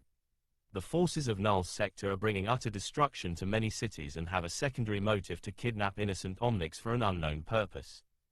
It will be up to the new Overwatch team to find out what their plans are and put a stop to them, but they'll need help from both past allies and new faces alike if they hope to stand a chance. Team up with your friends or play with others online to take on 3 action-packed story missions featuring many favorite heroes in Overwatch 2. Fight against the intensified forces of Null Sector and stay alert for challenging units, including the powerful Annihilators and the deadly Stalkers. Yeah. So just a lot of lore going on here. Flashpoint. That's interesting. All new co-op events in addition to story missions, you'll be able to take part in a new bonus co-op mission on King's Row. You'll explore the King's Row map, including all new areas not seen in PvP modes, as you guide the TS1 pushbot on a mission to save Trace's friend and the Omnic underworld from Null Sector forces. So kind of an updated version of the Omnic invasion that they already had, which I believe was also on King's Row.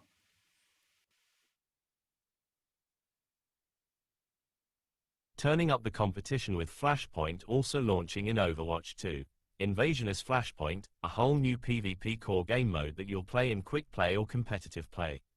This mode will feature 2 new locales, which are Overwatch 2's biggest PvP maps to date. Teams will fight for control of key positions across the map called Flashpoints, aiming to capture 3 of them before their opponents do. Things move fast, there won't be any relaxing once a point is captured, as the next one is already waiting to be captured as well. Not only will this mode test your skills on the gamepad, but your ability to plan ahead and stop opponents from moving on to the next Gamepad? flashpoint will be a huge key to victory. People in Overwatch play with gamepads, I guess.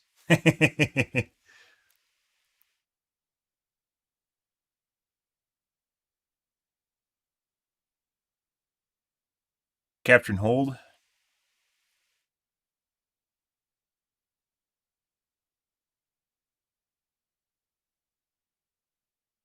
Is also in TF2. It's been capture and hold is, I think it might be in COD. It's called Hardpoint, I think.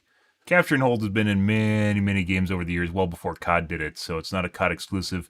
COD, people usually talk in the lingo of the game that they're most familiar with or they're brought up on. I think it is the first, but it wasn't. Capture and hold, just like capture the flag, has been a thing for a while. TF2 has had it as well. So it's just add another one. I mean, it's time. It's tested, time tested at this point, guys. So, yeah.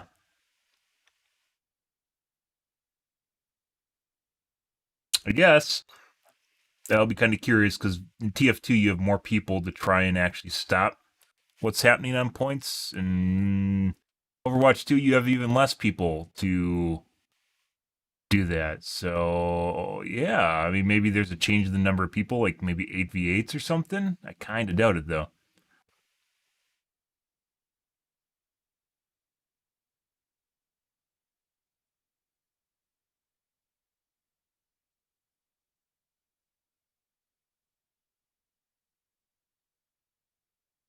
Or maybe it's progressive. Maybe it's progressive 2CP. That could also be it too, where it's linear and you can't capture more than one at the same time. That'd make more sense.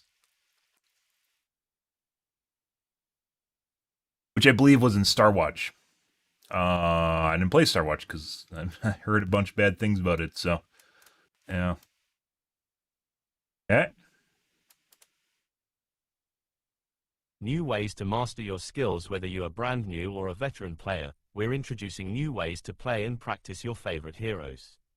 Build up your skills with the all-new Hero Mastery Mode, which features engaging training courses specifically designed for individual heroes.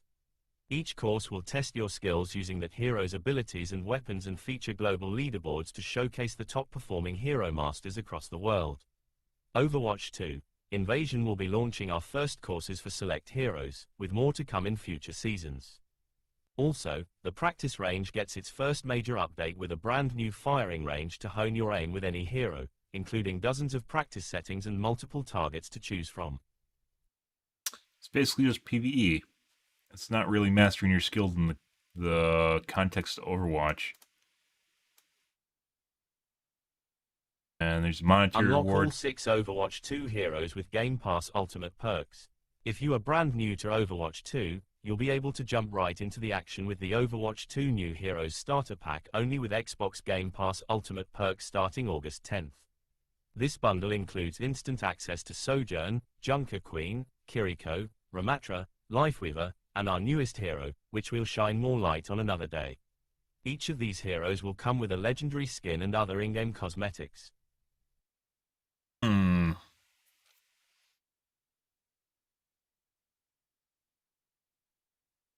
Okay, so the one thing that actually matters out of all this is the new hero.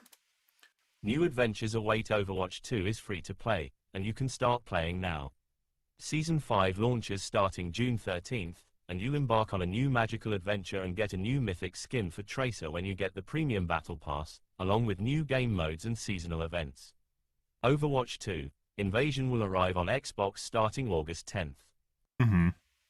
Okay. So not really anything extra here. Flashpoint. Which I guess it sounds like progressive 2CP to be perfectly honest, which I'm not really... Like 2CP, I didn't really mind 2CP. People didn't like 2CP because it ended sometimes in draw.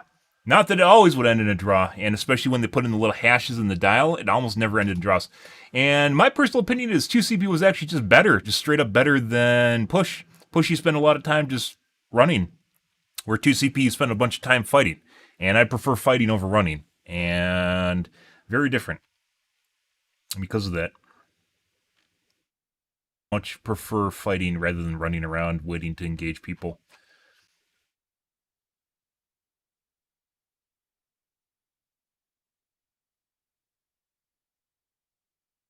People just are unaccustomed to it. If they start to go back to it only playing in a custom game, they're unaccustomed to the way 2CP is now compared to what it used to be. MS2CB. I mean, options in general is kind of like the way it goes, is you just lose the options and then all of a sudden the game becomes less and less interesting to play. Yeah, which is what they did. They took out the fucking maps and they took out map rotations. Why would you ever do that? Or what, not take out map rotations. They put map rotations in. The game has like eight maps and they put map rotations in. Yeah, it's like something that sounds good that another game has done, but then you realize that, hey, your game only has like 6 maps and you like in a cycle like 3 of them in and out, and it's like, and then they change the night and day modes, which makes it much more difficult for you to actually see what's going on the map, which should never be a problem in competitive first-person shooters. You should never have that issue where you can't see enemies. That shouldn't be a thing ever. But yeah, okay, let's move along, guys. Not really much going on there, just a lot of fluff.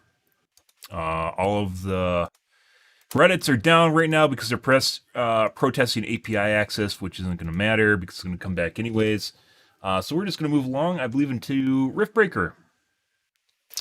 And see where things are going tonight. I uploaded that already. Let's see if it processed. I don't know how this works. I've never uploaded a video to Twitch. Processing. Okay. Alright. Well, let's play some Riftbreaker tonight, guys.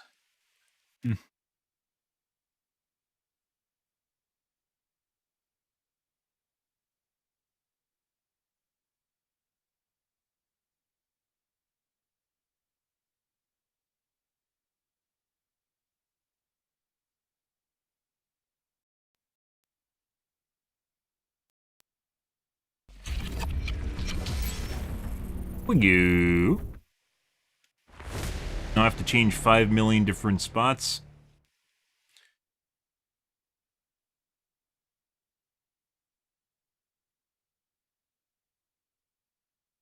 Riftbreaker.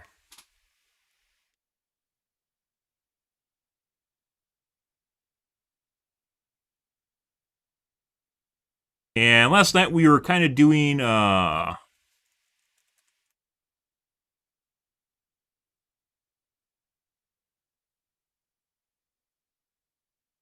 we did a different playthrough. We slightly tweaked our difficulty a bit and went down to brutal waves instead, and then turned down the mono waves, and it was too easy. So I think we're going to play maybe 1 or 2 more waves here, and then we're going to start another game. And turn up the difficulty more, so it's more difficult to play through.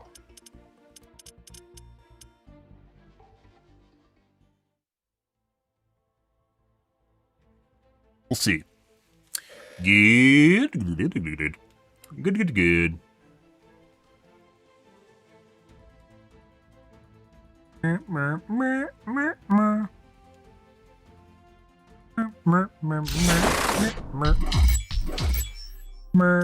So we're experimenting with mine layers because apparently you can just slap down mine layers and they're really, really fucking cheap.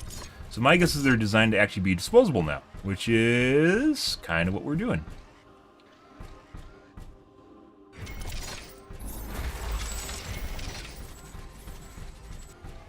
It really doesn't matter. Once they explode, basically the job is done. So we got fusion power, basically just got everything, is what it came down to. We just have everything now.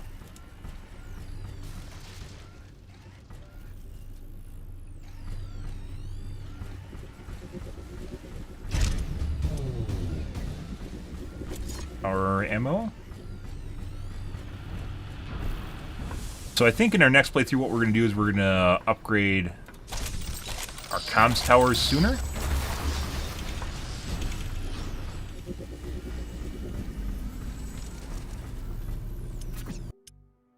Research completed.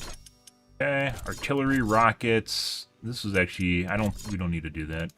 Plasma, very useful. And that's for a second fusion reactor, which we don't have yet. We need another geothermal to get the second fusion reactor. We can't even use melee because they do so much damage to you the moment you get close to them, you just die. So melee isn't really even an option anymore. Means we're going to find a different way of dealing with them, which is probably corrosive. Because right now I don't actually have a method of attacking them besides using fists on the initial wave. Hammers don't work at all, because you can't tank them at all. You just die.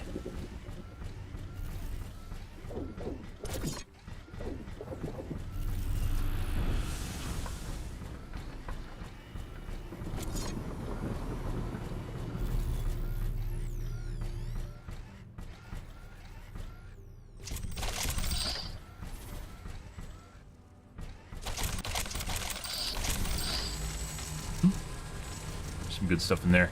So last time I think they actually broke through. Broke through the side. Now have a little bit of differentiation.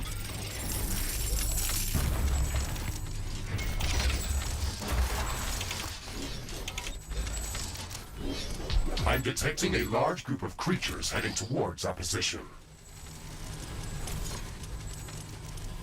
Oh, railguns also.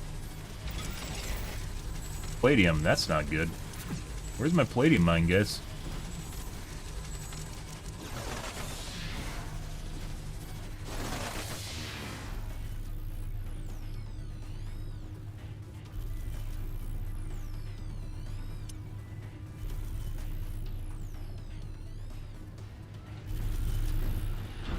Yeah.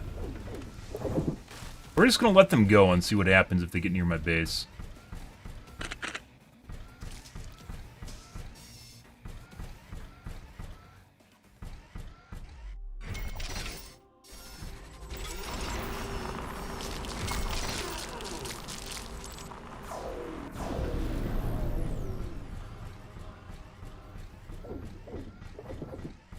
You just go out and blow them up too.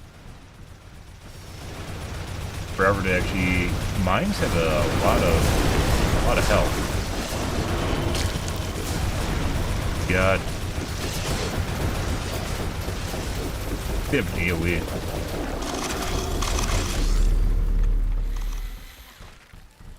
We need to figure out a different weapon to use against these guys.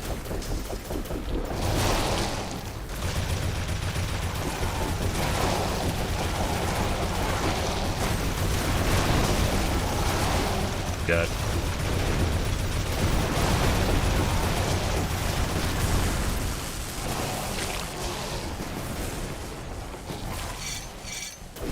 Can't use hammers at all.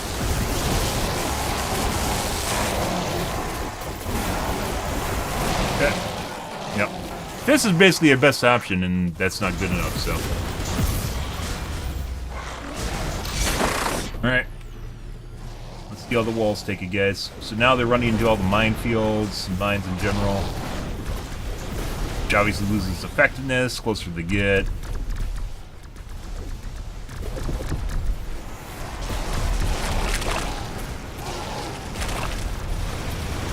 Already on the walls. The walls basically have built-in mines, which is this layer of crystal on the front. Not up here. Yeah, we have excessive amounts of plasma here, so.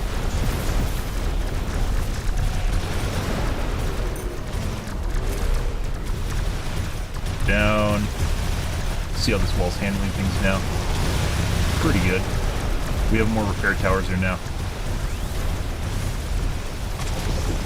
This is a pretty big wall to begin with, and it's also, the mine layers are actually caked in here, so maybe I should actually be still caking them in. I don't know. It depends on how fast. I don't think they even lay mines faster. It says more HP. Lost power.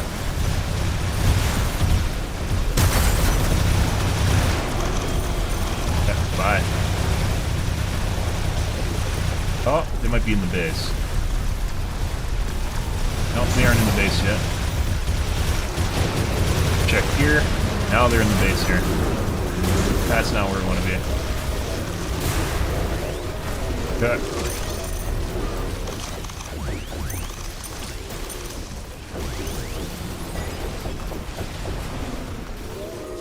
That's not where we want to be, so they did break through the top. Bottom right still holding strong. Need to respawn. And yoink. Yoink.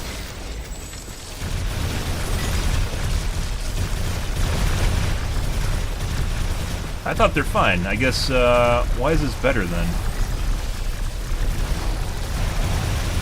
Maybe more rockets, maybe? Bottom's also doing alright. This is a choke point. I think maybe we have more, acid towers here.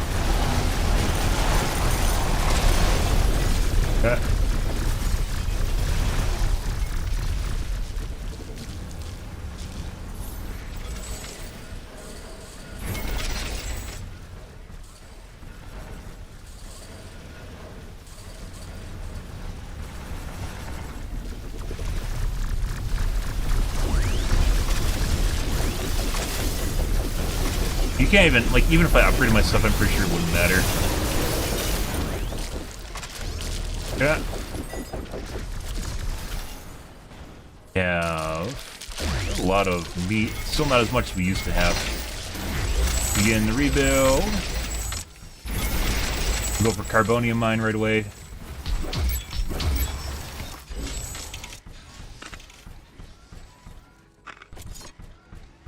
Repair our mine layers now.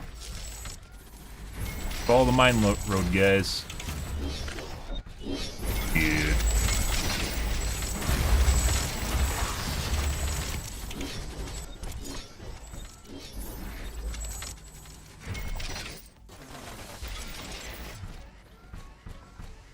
So this actually stood for a while longer than the other side did. Or actually died. The mine layer in the top right's gone. I mean, I could surround them with a little wall, too, but is it even worth putting a wall on them? Because then you're basically building a base at that point, right?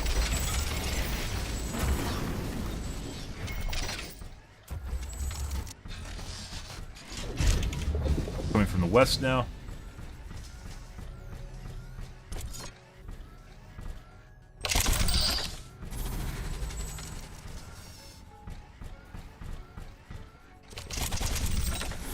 A lot of plasma there. I'm out of palladium. Okay.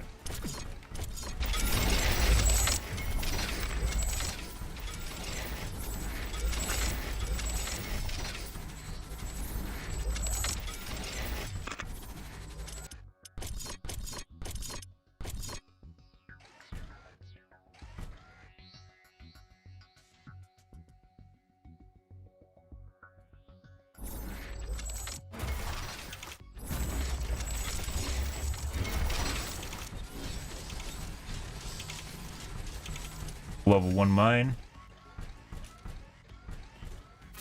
Now, the problem with this is I can't use mini miners. Oh, I don't really need to use mini miners. We never put down mine layers in the west side, did we? Mine layers, it kind of diluted the initial wave a little bit. I don't even know if it's that useful. That's like what we're trying to figure out right now, is how useful the mine layers even are in terms of a wave, a horde of enemies approaching. Just kind of, you know, does it matter? Don't.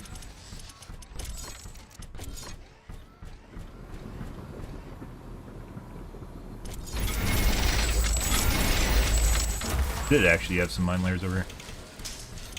We could go even further out. New strat is just to put mine layers everywhere.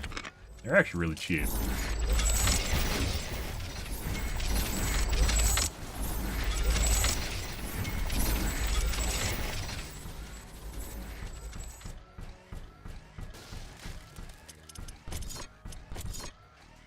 Very cheap.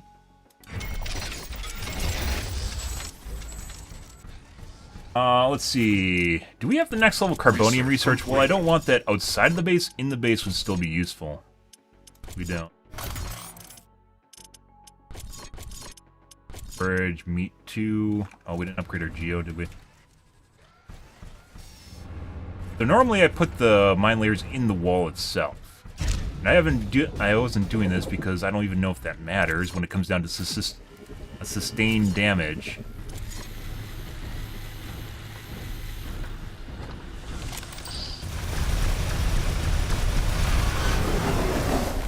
Okay. Random attack wave.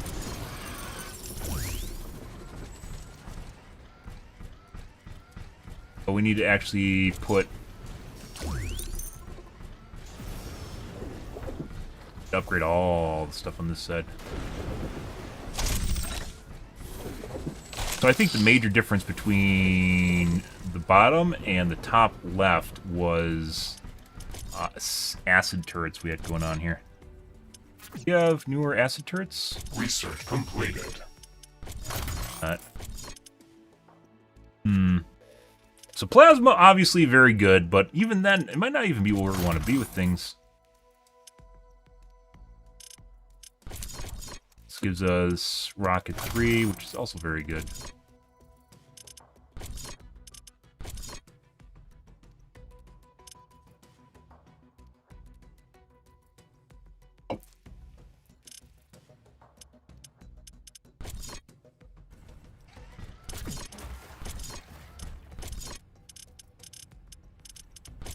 Yeah, it definitely feels like there should be, like, ranges to turrets too, effective ranges. Obviously, they already have, but, like, they'll go further away, further out.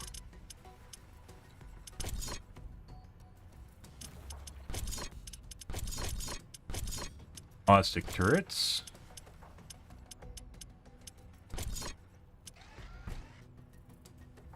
Have to be really close for that to start working.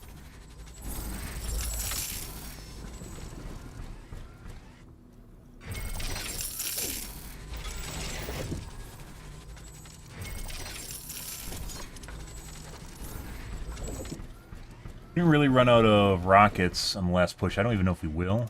Maybe we'll put down some more rocket turrets.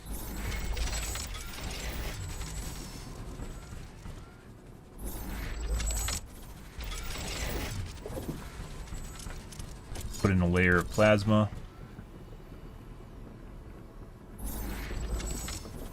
Here. This is going to be... Actually, they're going to hit the west side hard.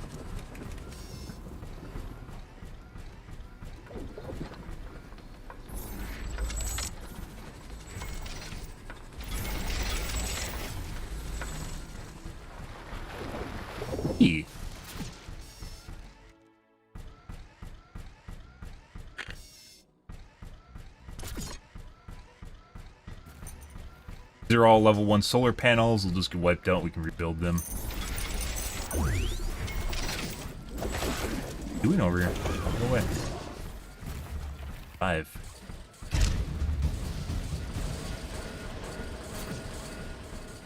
Artillery 3, so now we can upgrade our rockets. So plasma, like plasma 3 is buried really deep. Hard to get them in the first place. Let's go to the bottom wall too. Uranium as well.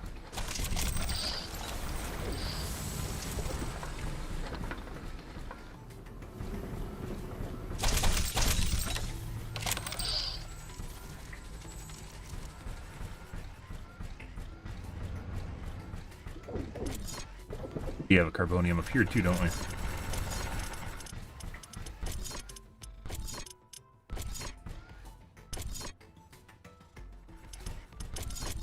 Threes are extremely expensive, which is why we didn't upgrade them. So when they explode, it's a big deal.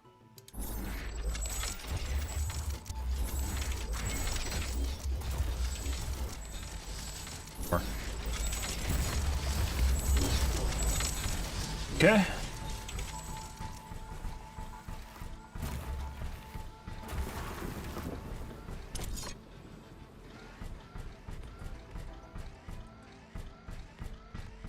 So even if we upgrade the mine layers, it's not going to do much. If it actually increases density, if they created a bigger explosion radius, there's a lot of things you could do there that just isn't there. So.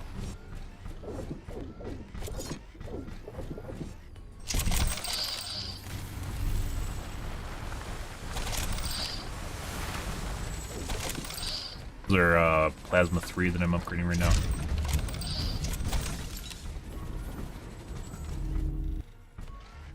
Viewers now too.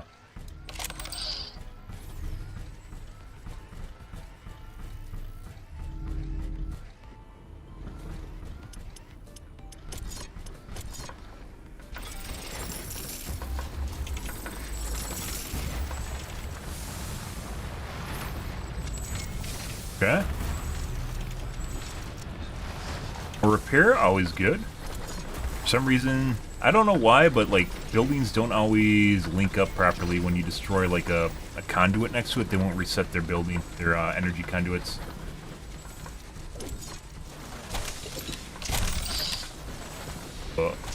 Light touch here. Still carbonium. 5 million carbonium, guys, and we're light on it. Might as well go north. We have excess power still, so increase our carbonium production even further.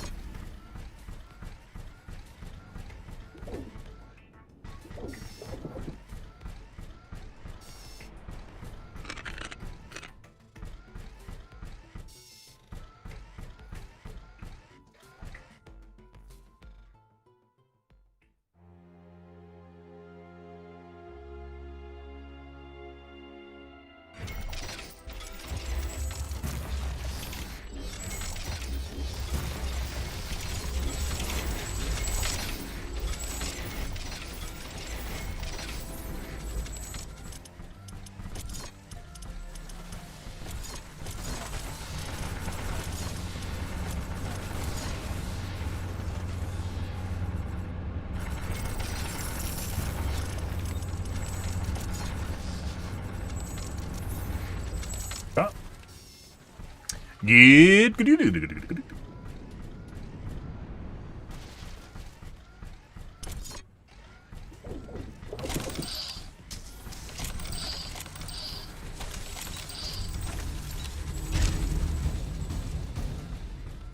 Alrighty. Do the carbonium and rhonium in the base, because these are actually really matter a lot. I'm detecting a large group of creatures heading towards our position.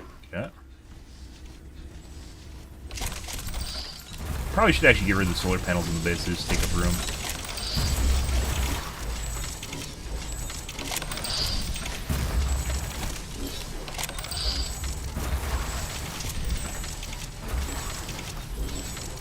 Then all the solar panels. Which I was just talking about getting rid of.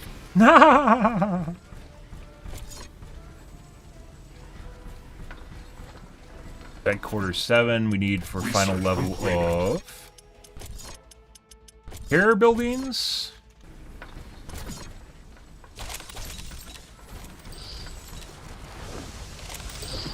Lead and carbonium.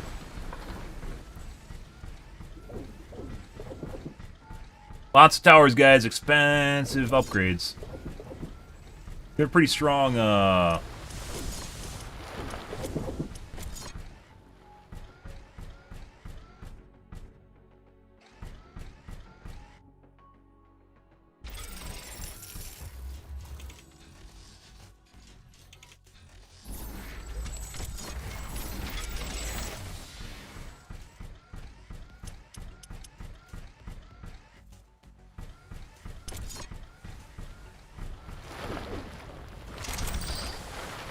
are really expensive.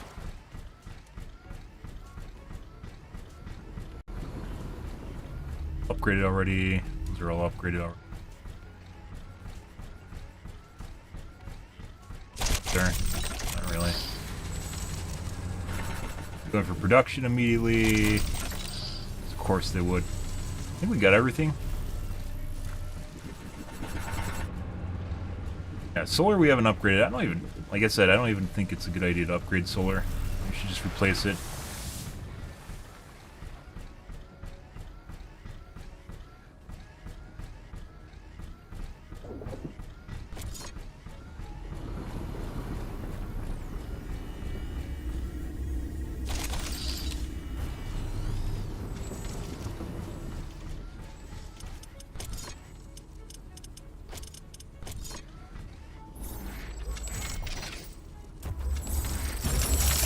Good.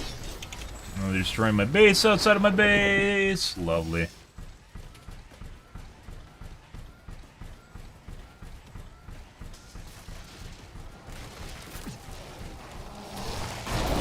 Buddy. I guess they're done feeding over there.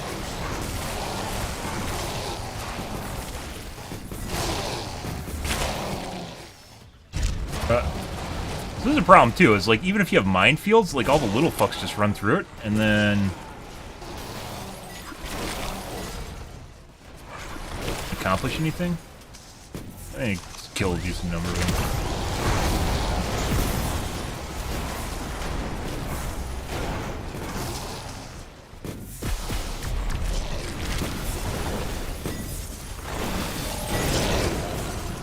Go to that northern wall. There's actually light on turrets up here. Let's see what's going on here.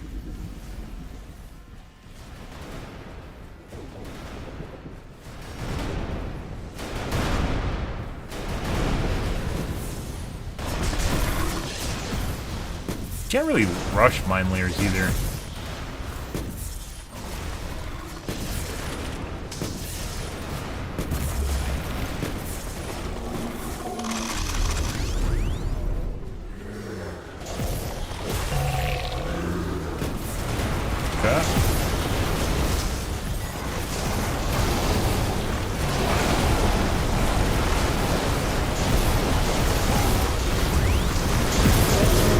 Maybe like 2 layers thick of mines be a good start. And there's the crab.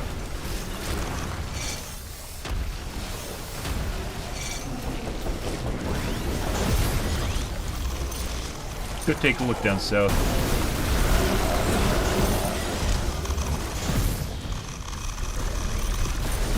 So I think the mine layers are actually kind of doing work still. They're putting out mines and then they explode.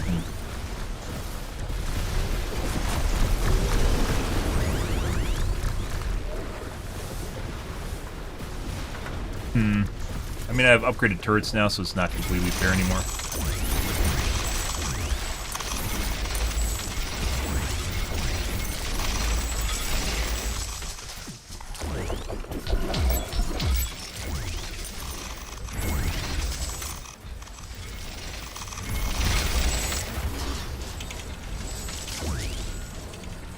They're coming from the north.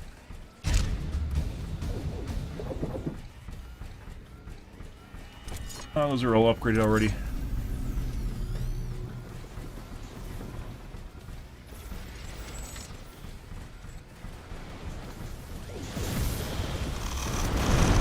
Yeah, they're still here for some reason.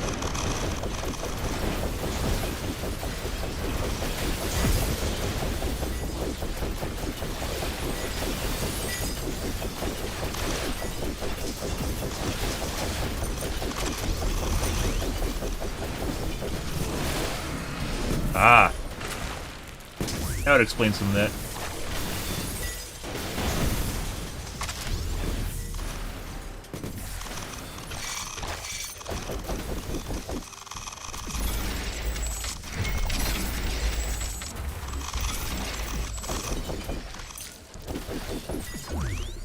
Yep. Palladium mine is gone. Solar panel loader.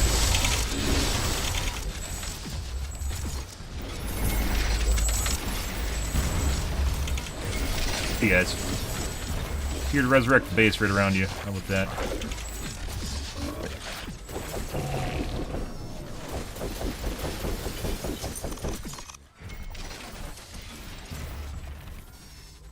Palladium mine.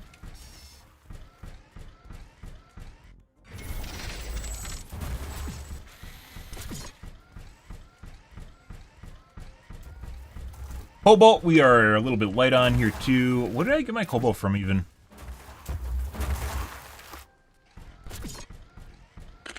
Mines are being laid again. Did I go even further out?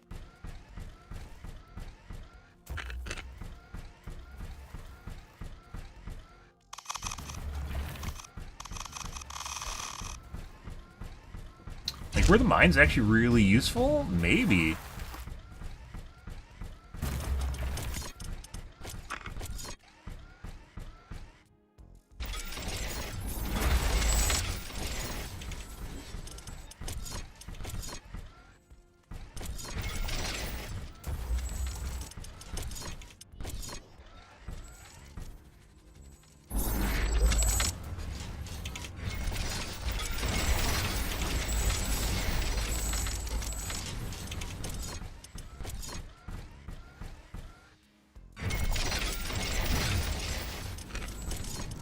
Yeah.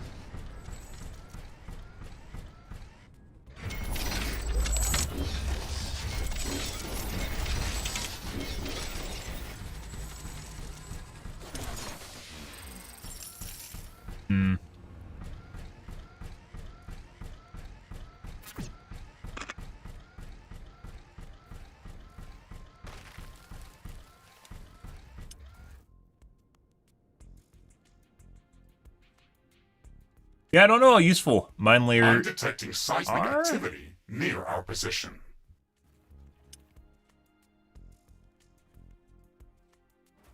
Oh, I think Cobalt was all the way across the map, wasn't it? We didn't have any close deposits right there. It seems like the earthquake has uncovered something interesting. Let's investigate. Hey, Mr. Riggs, we're lucky today. It's a new resource deposit. Cobalt. This is, I guess, a new way of actually adding in resources so you don't run out of resources at any point in time. It's not frequent enough for it to actually matter at Rhonium. Like, if I didn't have resources turned up, we'd already be out. For sure. Like, we'd have to go all the way across the map, we'd still be out.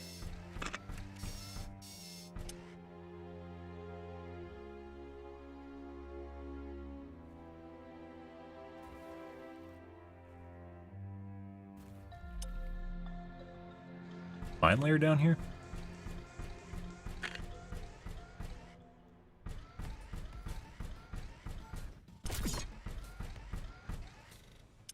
Research. What? Here. What is going on there? We don't even want to bother with that. Miniguns I don't think do jack diddly. Loot collectors. I don't know if that even matter. Next level walls. Let's push to the top. 10. Towers don't care. Portal bomb towers are terrible. Most of fire down here.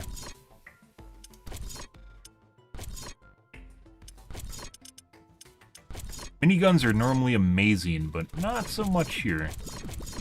Maybe we should try going for that. See how the attack drones do.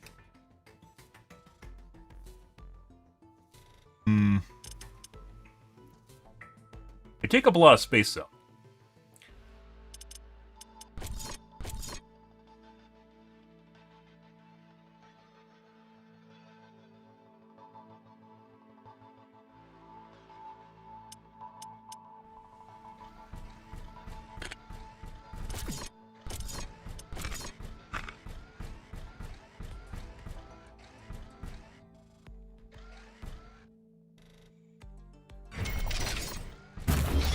Even the point of putting in there, I don't know.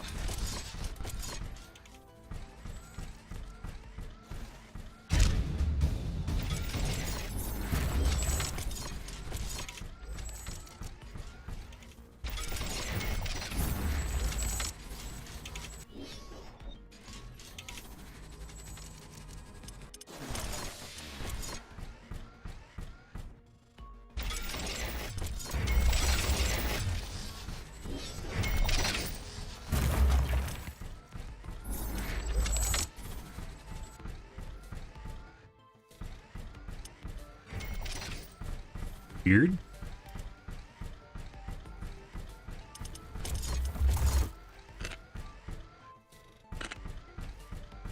Mine layers might actually be a strat. They take forever to get to, though.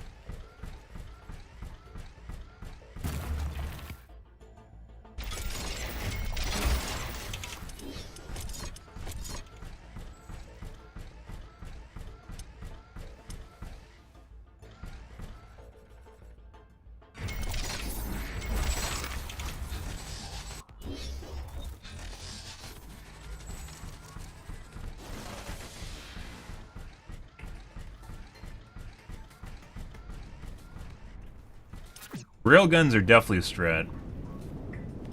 If and when that happens.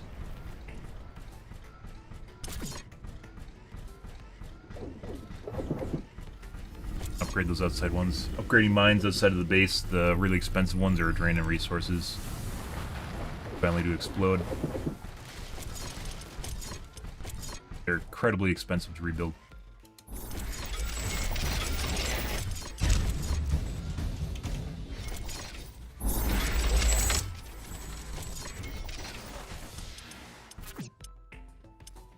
Research completed.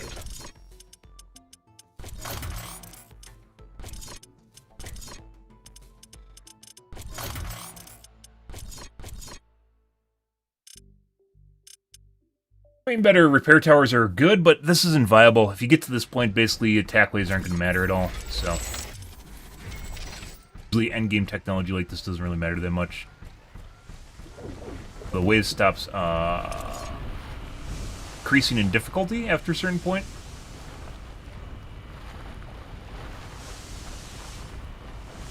Efficiency if we upgrade these, which is why we aren't doing that.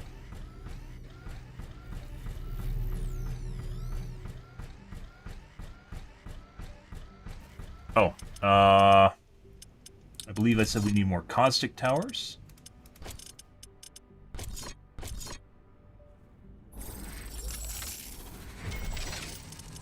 Rockets, too.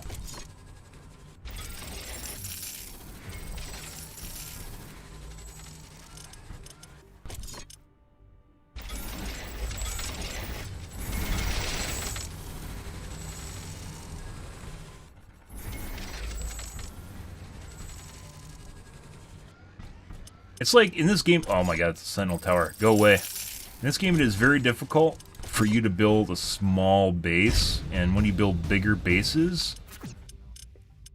research completed. They take infinitely more resources to defend.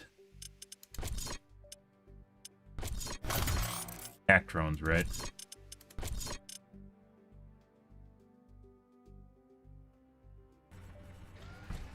I really don't... Maybe I don't even want to upgrade the towers to level 3. Almost no towers. Plasma was relatively easy to get to level 3. There's almost no prerequisites when we got down here. It's just another level up 2 and off the last level walls. Which, I mean, we still could be having problems when we get level 3 walls, if we were rushing it, too. Attack drones, we could get pretty early on. This is actually a viable upgrade path. Sentinels are so bad, though. Absolutely bad. Like, this is where, this right here, this tier is where we have a lot of issues in the attack waves. This is basically where we're going to end up where we have still scaling issues. Rails are right here, and that's not super difficult to get. We have to get, I mean, it kind of is, because you have to get plasma research, which is a waste of time. This guy right here, and then you have to get these two. That, and the next little railgun revolves around that too, which is often another reason. Even like basic level rails wouldn't be super difficult.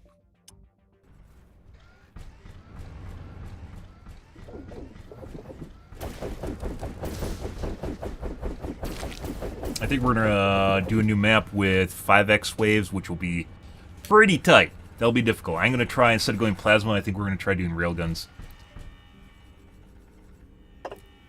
We still need caustic turrets. These guys are really good. Rockets are just in general just like cleans up the ammo usage that you don't use up. Miniguns might even work too. Like there's some in here if you like do a plethora, like kind of spread the love around, might be able to get us through certain areas. So.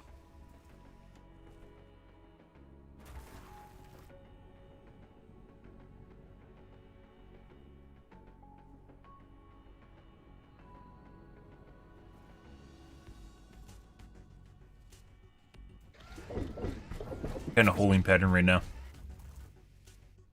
Mine layers, even then, like, it feels like mine layers. Some of this tech feels like it should be earlier on, and you just don't get it. Mine layers are pretty deep. Here, I mean, you get heavy artillery, which we can't use because we're underground. About the same time, you get attack drones. This research, obviously, we don't get any... Well, we do get benefits of rocket turrets, don't we? These guys are really cheap. 12 and 5. Well, that's because I've turned down resource costs, but still very cheap.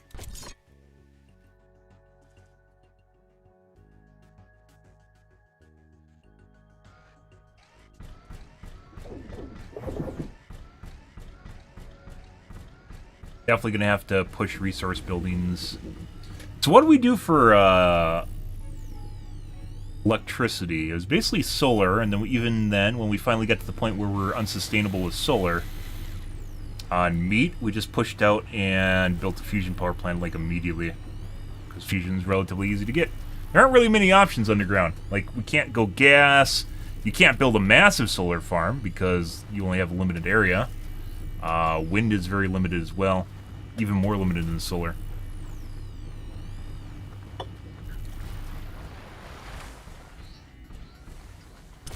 I'm I'm detecting a large group of creatures heading towards our position. And then we just went straight to fusion.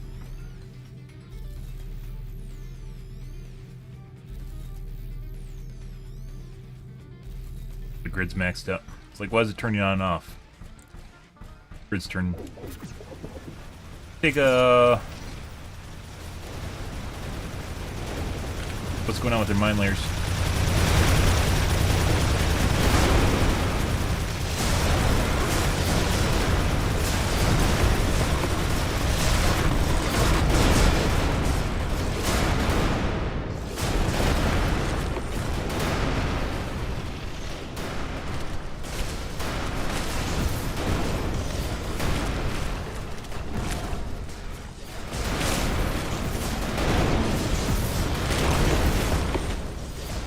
A lot of mines. Normally, I mean, I'd attack them and just blow them up. Maybe it's not even realistic having them walk through my minefields.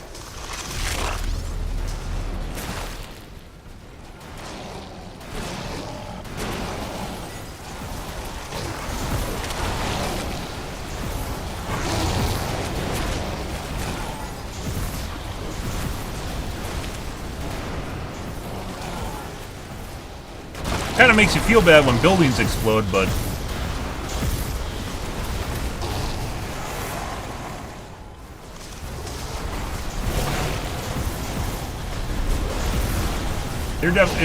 I wish there's a way to increase the distance around the connectors.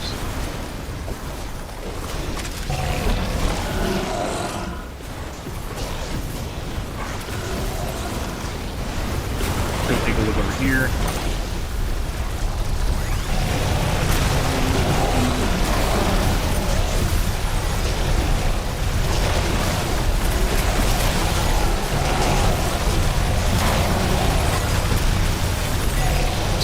Keeping up on production of missiles for the most part.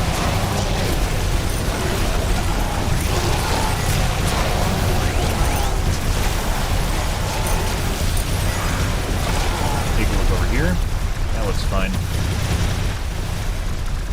Oh, northwest. Northwest.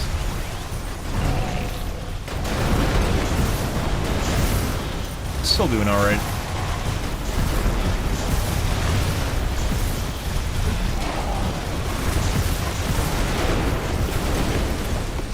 Still seems like they're running into mines out here.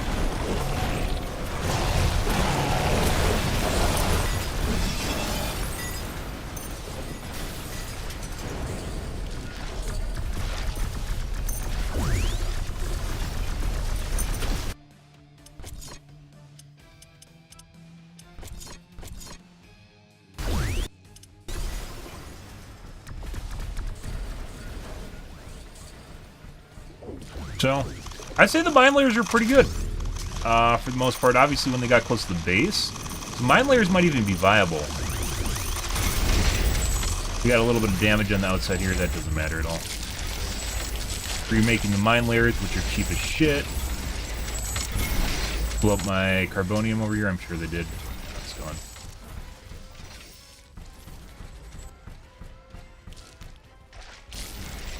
Way.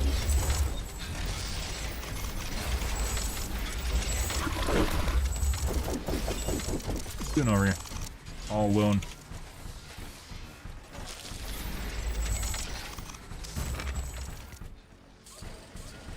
Yeah, so I never actually thought about just putting disposable mine layers outside, just kind of like whatever. Normally we could have artillery out here that would just shoot these guys, but do about that. Like, it'd be different if the new AI, the portal bomb artillery, like, had a long range or something to offset the bomb costs, but it doesn't. So you can't, like, make, like, a middle of your base sort of ordeal where you just repair it the moment that it blows up. Or turn it on and off manually to clean up stragglers and outside bits and pieces around the base.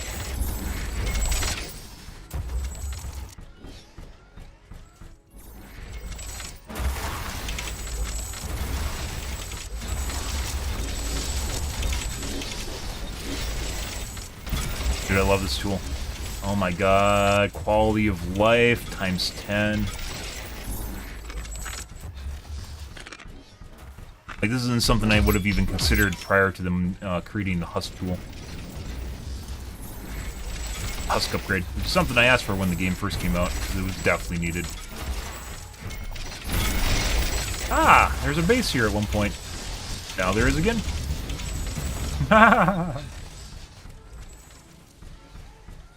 That. 2.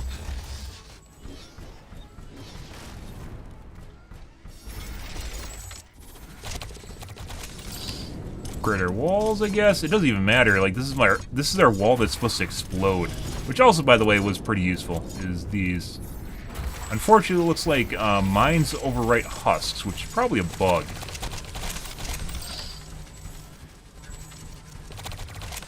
Like, mines will actually deploy where husk buildings are, and that's something you don't want to see. I don't think it always does it, but sometimes it happens.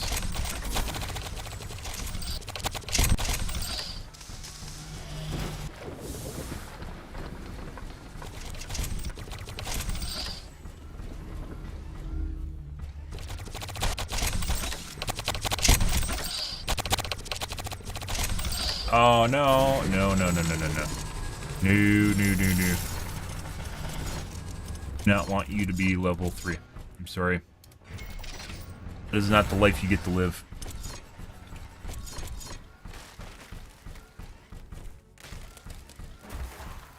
Like, still light on HP compared to, like, a fortified wall.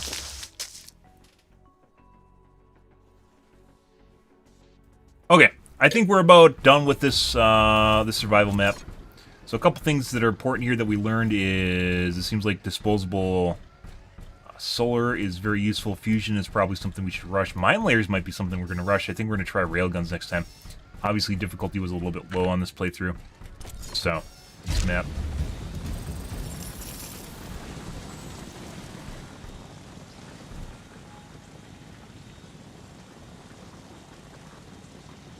Oh, save game. Times it 2. We might be able to find a map to deploy to. Let's see, main menu.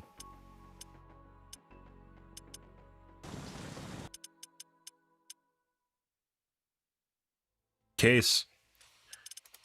Alright, survival, custom, damage factor 100, resource volume 500%.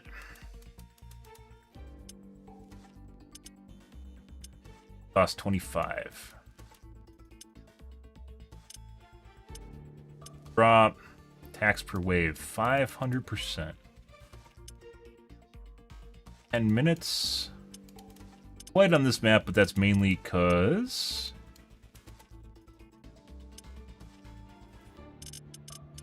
maximum map size. The waves were too light. Only day. Hard. Brutal. Caverns. Alright, let's do another. We're going to find that sweet spot, guys, where we're just clinging to life. It's where we want to be. So. Good, good, good.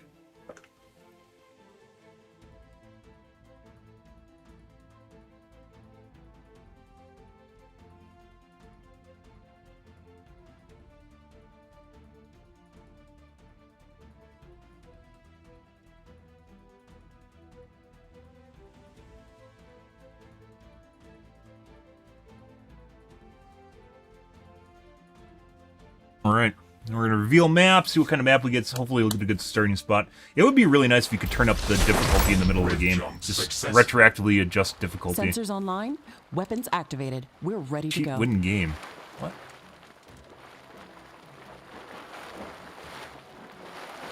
Yes. We got...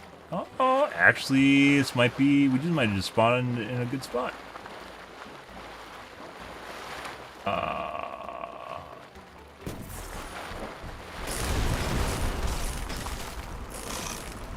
Carbonium mines here. Very close together. We're obviously going to remove all this chunky if we want to take this, though. Takes a little bit of time.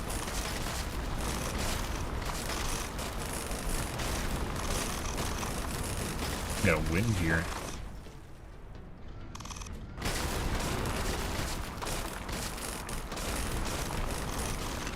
I want this, guys. I think we're gonna do this. This is actually a save game. We just got an RNG seed on our first try. Alright. And now we gotta remove the walls. Walls are normally something that's kind of nice, but for single player, definitely not for survival.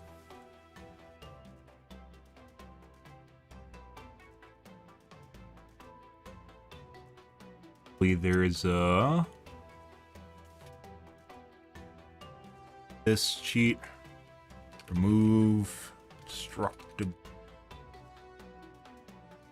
volumes. Yes.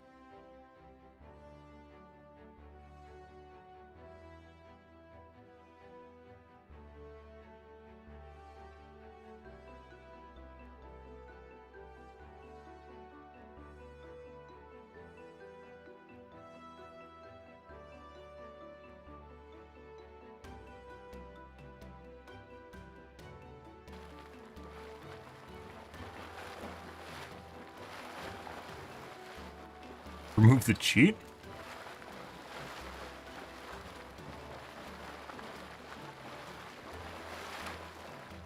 What?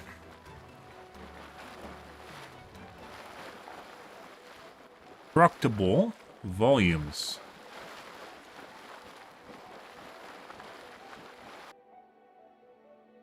Why would they do that? No way. Check the Discord, which is something I should never actually have to do.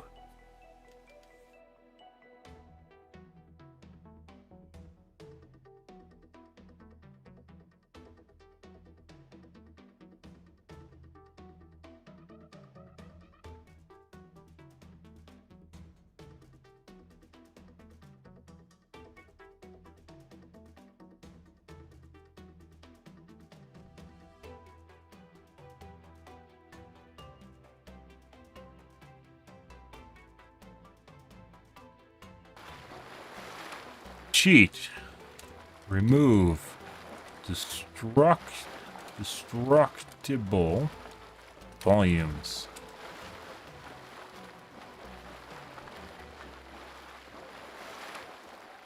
Ah, I didn't have a T in there.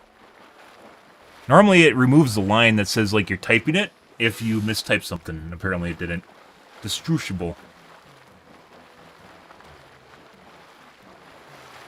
Now it's thinking, basically removing all the crap from the map that it basically spent time generating.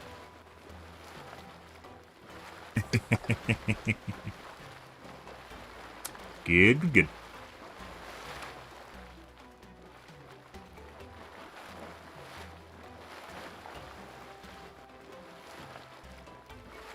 Going.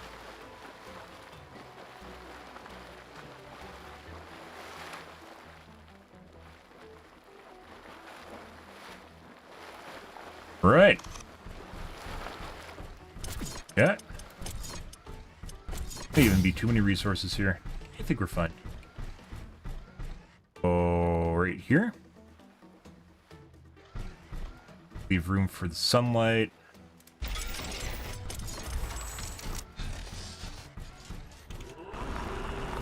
Ashley, I'm sure that our presence will not go unnoticed. We should build up our base as quickly as possible.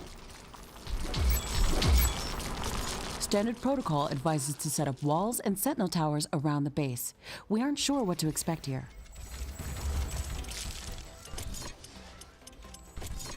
Called you out. You know what you...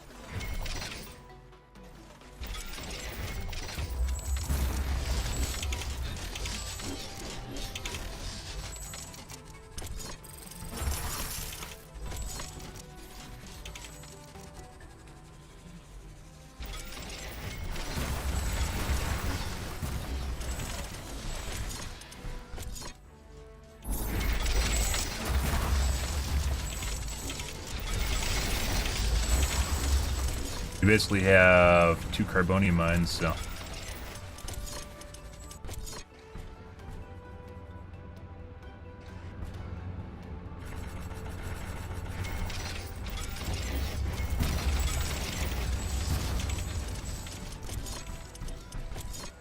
power. Power isn't too bad on this map.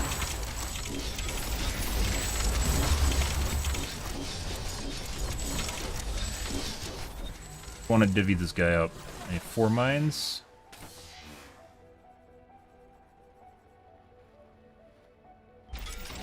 Four.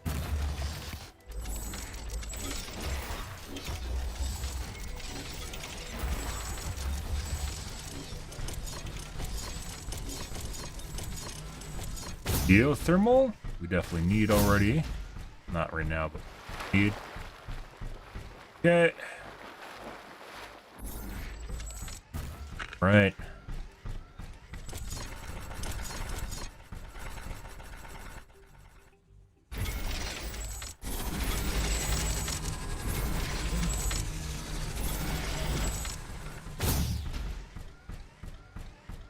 That's kind of rough. I guess. So if we build across here, we build further back, it's gonna fuck around with their geothermal. But if we build right here, the turrets can't shoot across. That's the problem.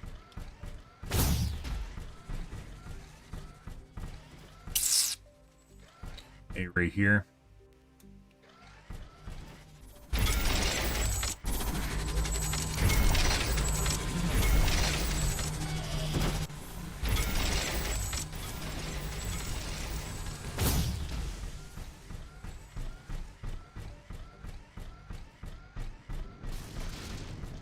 Question of how far we want to build to the east here.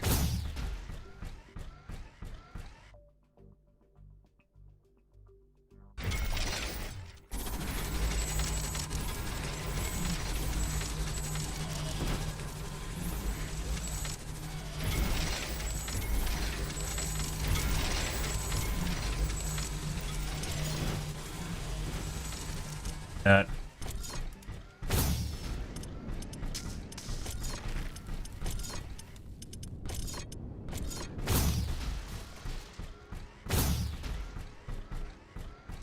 Side. This is basically outside of the base.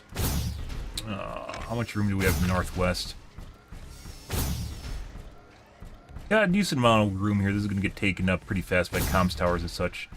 Do we want the Ironium in or outside the base? I think in? Out. I want it out. Outside edge of the wall. That's rough, because that means...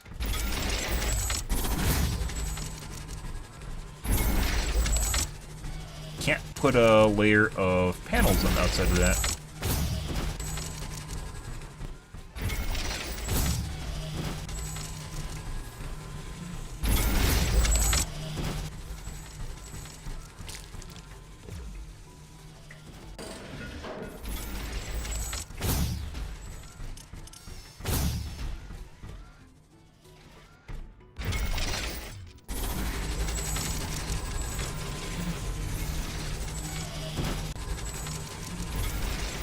Technically, we'll be able to move out if we want to, but...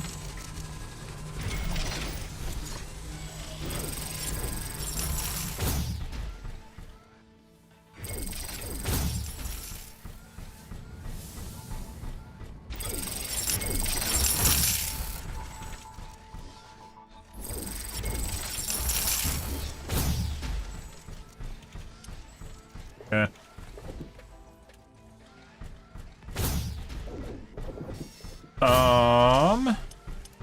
AI towers. There's a lot of sun here. This is actually pretty uncanny for this map.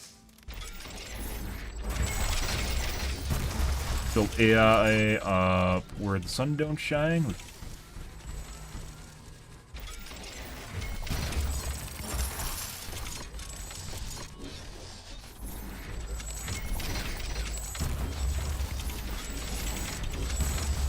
Okay.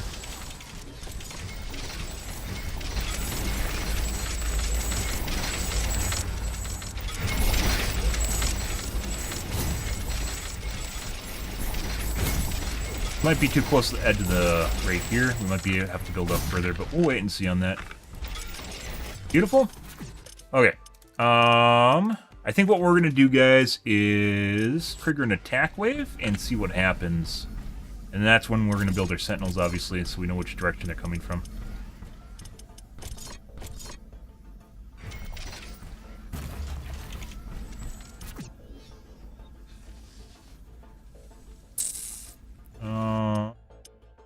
Research completed.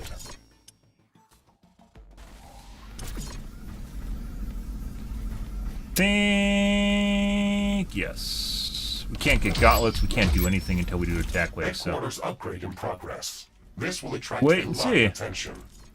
We should reinforce our defenses as much as we can. Things are going to get very hot very soon.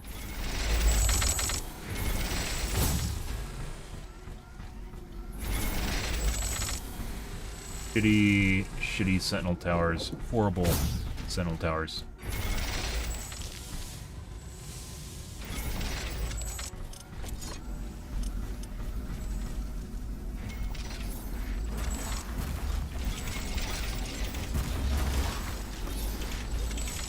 We didn't build ammo, we didn't build town. Oh my god. Stuff I need. Man. Power ammo, I think we want to do 5. I don't remember how many we had for the last one. Still further south because this is a little bit more compartmentalized. Base for smaller buildings.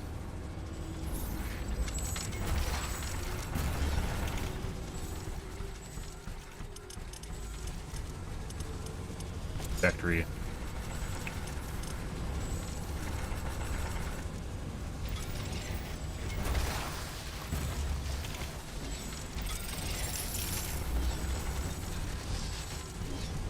Three, 4, 5. Okay.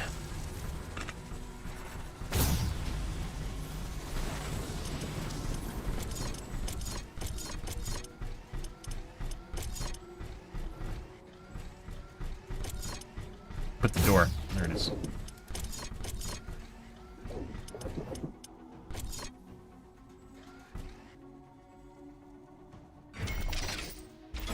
I guess we'll make a wall of miners in front of our base.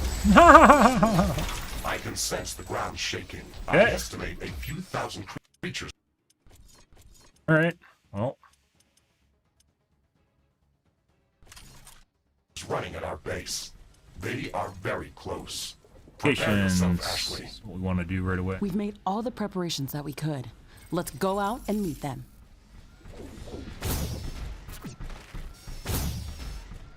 It's gonna be difficult. It's one of the reasons we bypass this at the beginning. Out of fucking... Oh my god, I'm out of... The energy, guys, that's not good.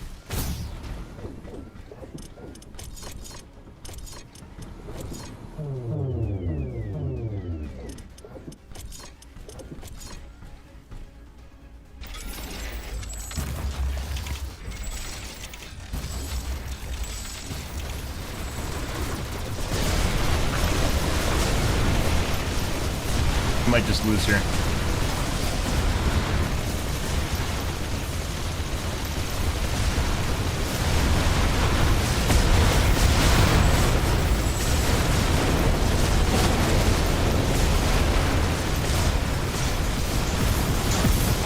That's not even the rest of the attack wave. This is so difficult.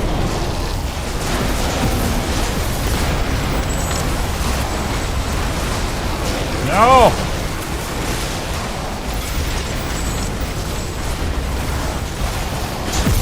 Why am I not swinging my axe? I don't know why I wasn't swinging my axe. Very annoying. There's some sort of animation glitch at some point. Well, that didn't work. Alright. So I ran out of power. And then I had to go back to base, which then lost us time at the front.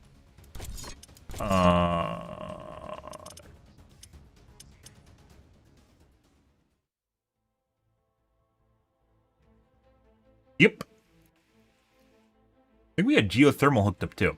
So the problem is those guys do so much damage that if they get near your walls, they just one-shot your walls and just walk through your base, which is why we initially had a very difficult time doing a 2000% run.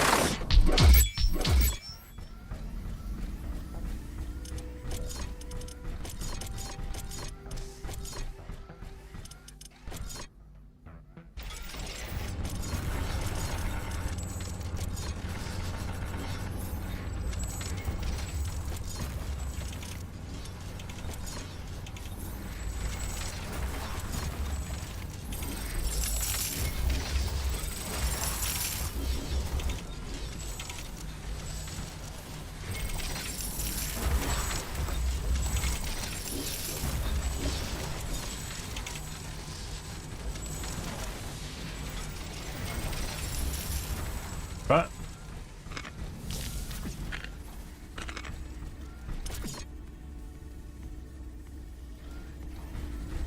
try it again.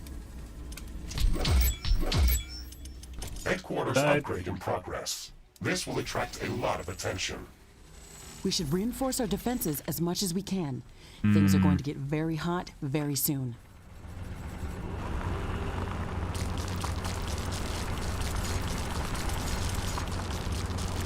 Solar panel. I think we actually had the wind turbine thing outside too, didn't we?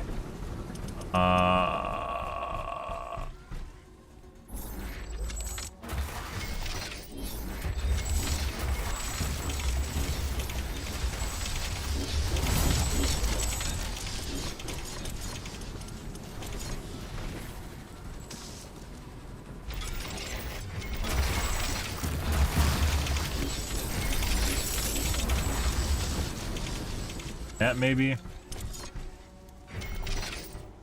just walk through everything.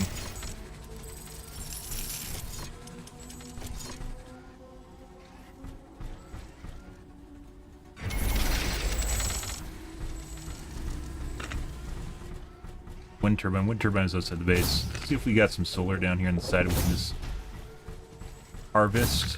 Do we have any extra solar outside the base? A little bit there. Don't want it to be too far away.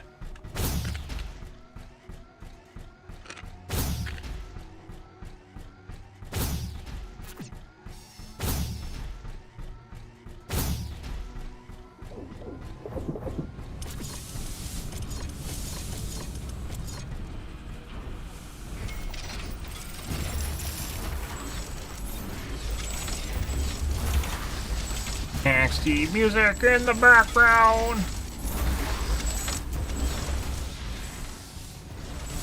Leave that up there so we have room to expand. I can sense the ground shaking. I estimate a few thousand creatures running at our base. Let's see. They are very close. Prepare yourself, Ashley. We've made all the preparations that we could. Let's go out and meet them.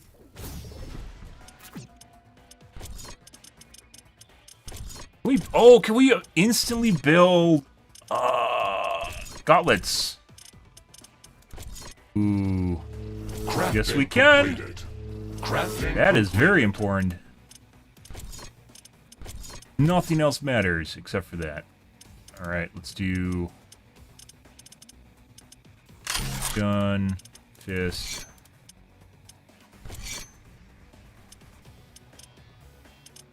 We're missing the mini miners again. Like, you have to just go into the campaign so the game can see that you needed it.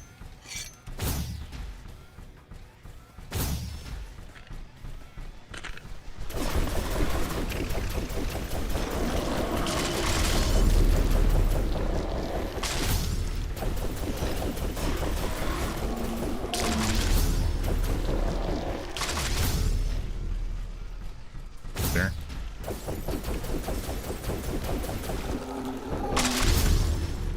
Instantly saved by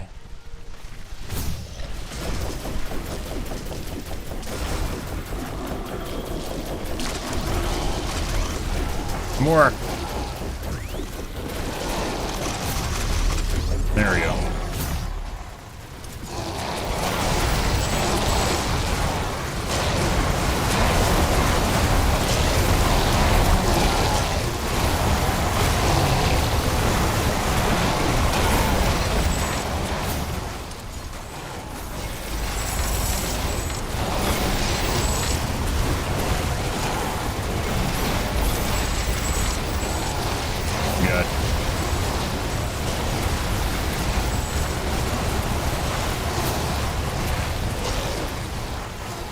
What the fuck are you doing over here? How'd you get in? What the fuck is that? What? Are they, they're just walking through my fucking fence. What the fuck is that?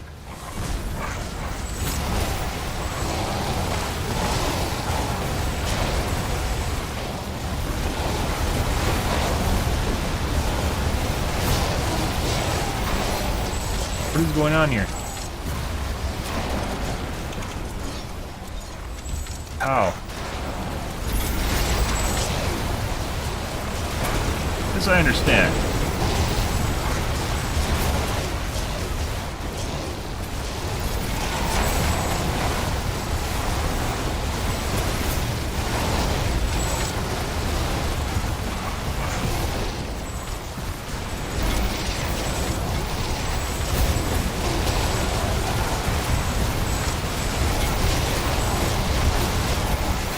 Dude.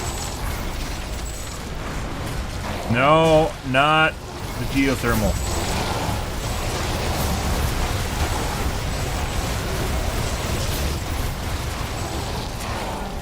I don't know how they got in the base. Like, just walked around the fence right there.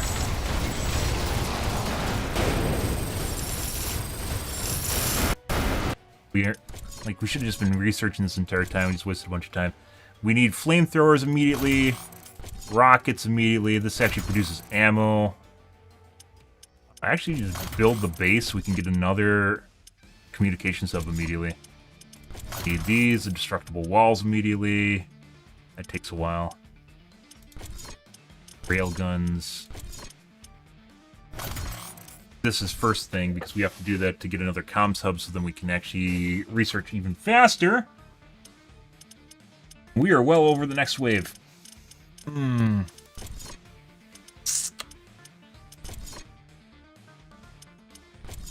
Meat power too.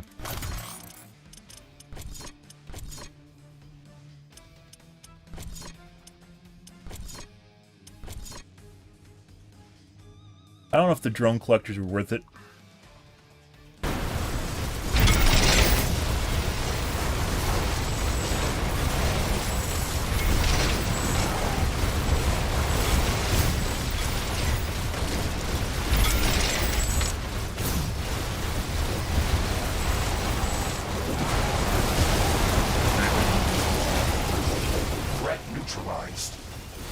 This will buy some time until the next attack. Let's check what's new after the HQ upgrade. Dear God. We need repair towers like ASAAPPP. We need to plug the leak. I don't know if they got on the top of the base. There for the time being.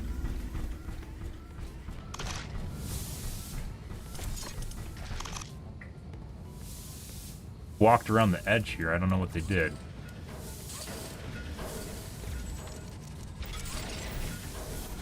That, I guess. Decided they wanted to go in the base, and the game's like, yeah, okay, sure, why not? Yeah, we know you. You're Bud. We know you. We know you hang out with. Yeah, it's fine.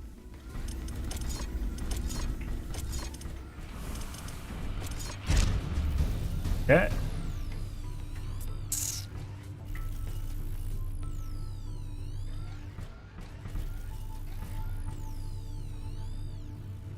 Yeah, Joe knows you. Yes.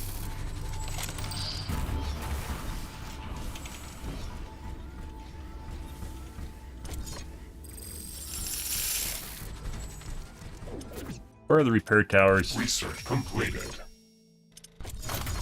Probably need that. I mean, crystal. That's actually really useful too. Takes forever. How fast can we get? 5 minutes. The rocket and then caustic turrets, also very useful. That for now. Even with basically not completely unlimited money, but very close.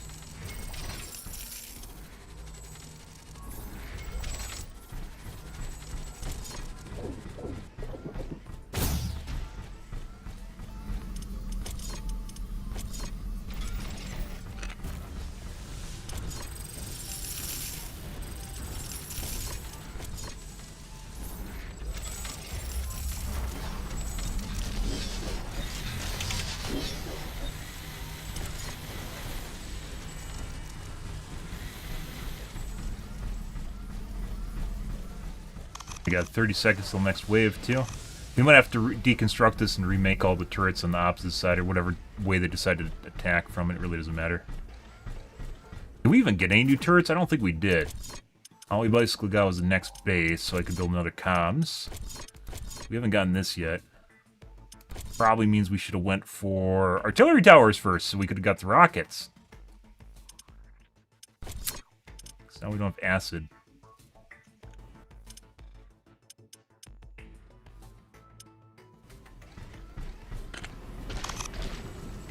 Problem.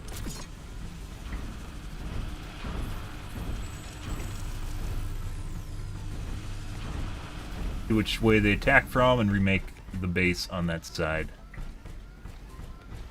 Towers in here because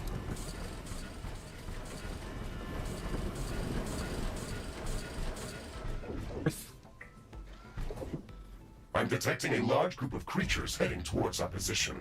It looks like our research completed. Check caustic towers immediately, even though I want the ammo from artillery so it can start producing. We'll do that. Really important, 230. Presence has been noticed. We have to assume we're not welcome here. Remember to use repair kits if necessary. Okay. I think this is the weird part where that was the attack wave from the HQ, so it might have overwrote this attack wave. Sometimes there's a I don't know if it's a bug or nope, they come from the same direction. 10 minutes. I don't know if that's a bug or what.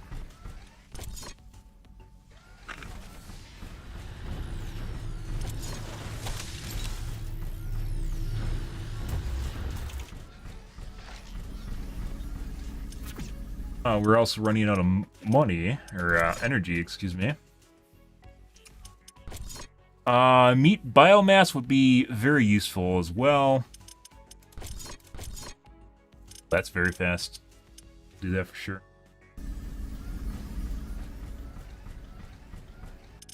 What do I have the repair towers under? 3.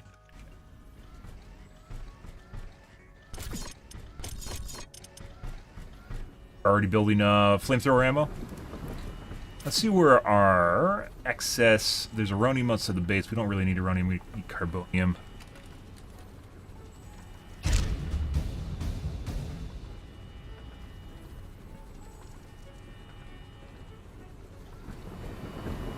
Next closest uranium is way... or carbonium is way down here. Maybe you should do that. Problem being, while we're waiting, biomass energy. We might just expand meat energy. Yes, I love meat energy. We might just expand and go outside the base for sunlight, and then just basically make disposable solar arrays and then rebuild them when they explode.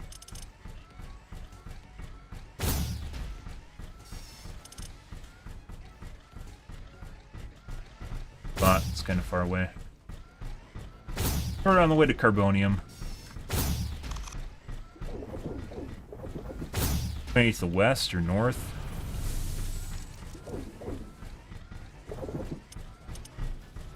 Turrets at some point.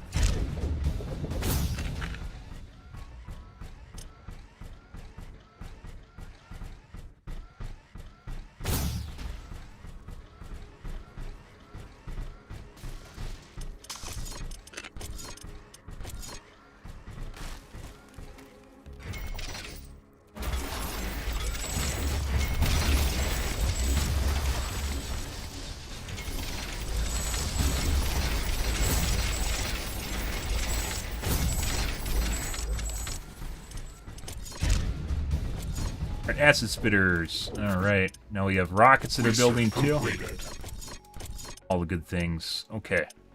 Energy weapons. This will allow us to start building rail guns. Also very useful.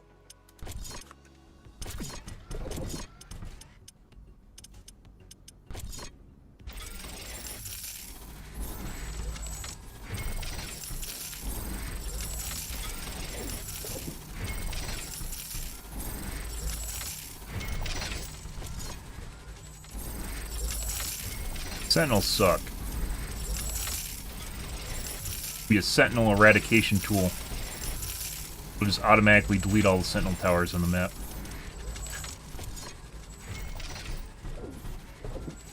Okay. Alright, repair towers. 2 deep. Let's see, right there.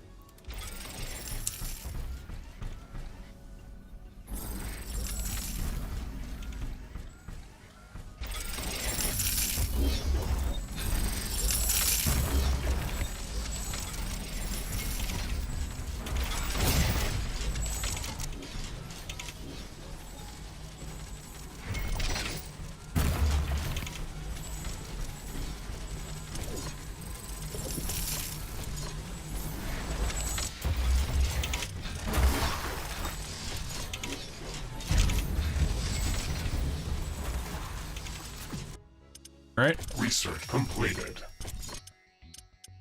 That, railguns, 46 seconds. We might be able to get railguns really fast. We'll see how this goes. Obviously, there's a lot of things that I would like, but... bother with that. Said attack drones might be useful.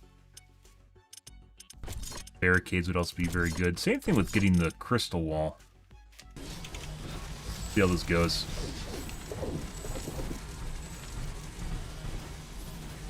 Do we have anything? I don't have a new base tower to replace the sentinels with, though. Like, normally I use plasma. I don't have plasma.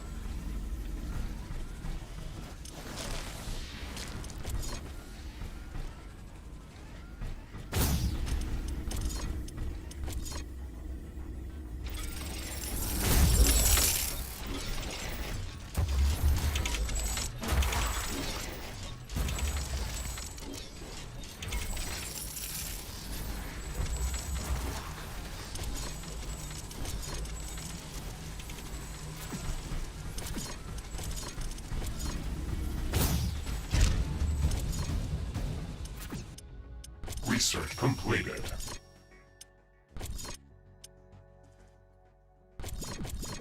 You need Plasma Tower 1 to get railguns. No way! Why doesn't it tell you this? Oh, so I can't even get railguns, because I need Plasma to get railguns. Alright, well... yikes.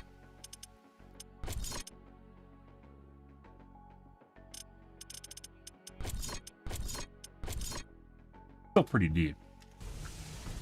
At that point, we can build railguns, or excuse me, plasma guns.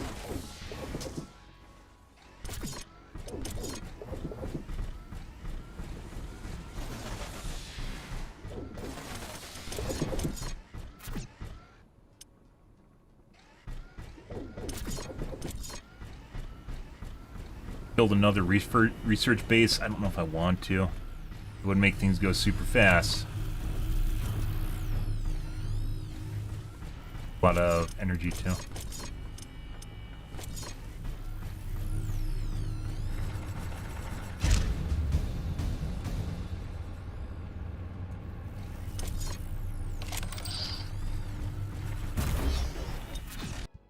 Research completed.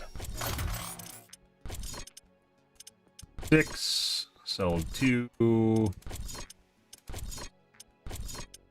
Here, I eventually need nuclear to get fusion. First place.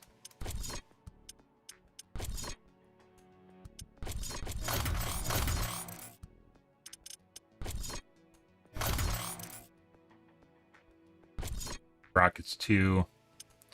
Need that to get railguns. I do want to try railguns. And technically, it seems like we could actually potentially have rushed attack drones. I don't think attack drones are useful, but it might be like carriers? I don't really know.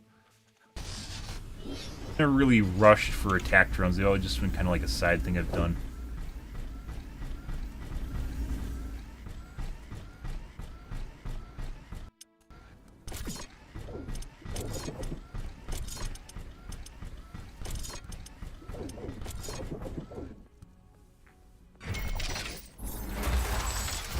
It's obviously going to explode with the wave, but that's fine.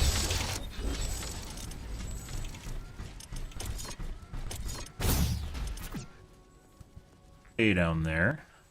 Cobalt's there, which we are going to need soon. Need for railgun towers anyways. Probably palladium? Cobalt. Only takes cobalt.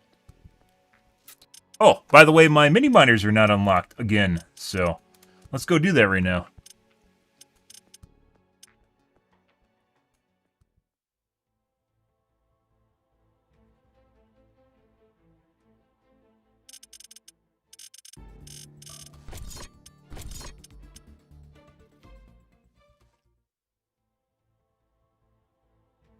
And we unlocked them by doing this, and then...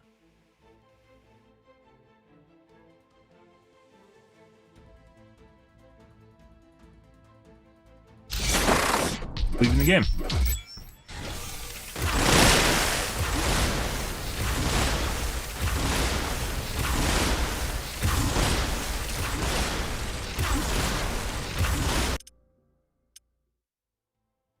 I don't know why this is the thing, guys, but here we are.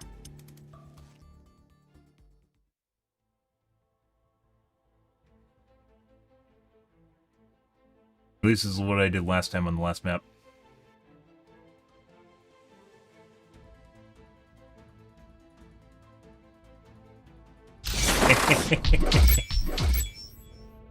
Alright.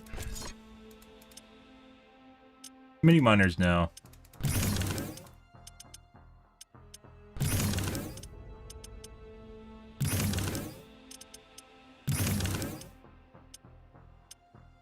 Just having armor actually makes a big difference. I don't think we can even do anything, though. Like, it doesn't matter whether or not I have armor, because I can't tank stuff at all.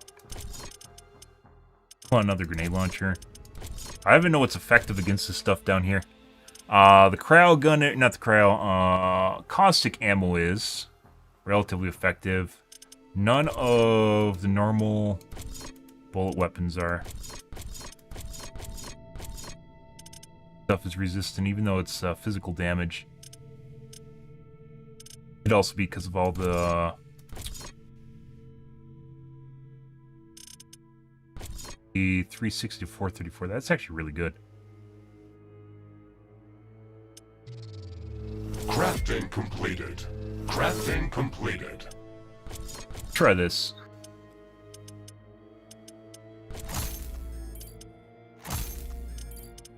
A lot of DPS.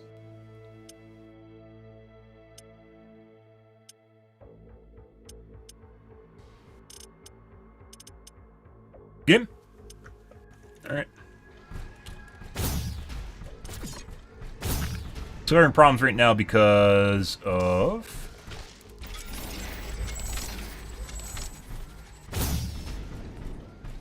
our tower ammo usage.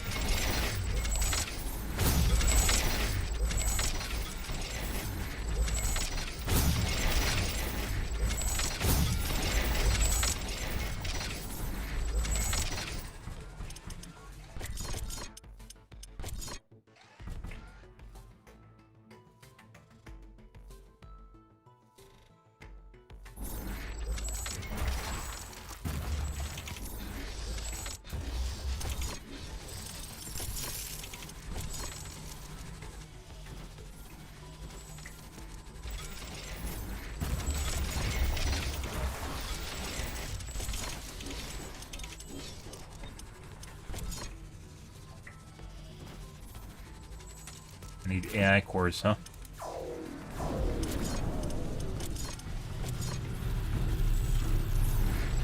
What is advanced level AI cores? What does that take so we stop using up all the space in my base? Oh, right there. It's actually what we're working on. Good for us. I couldn't just build one.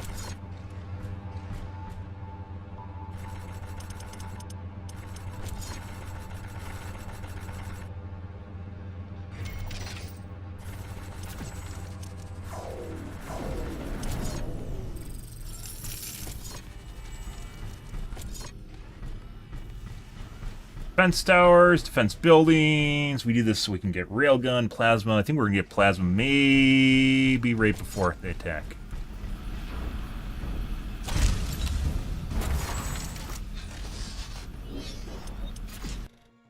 Research completed.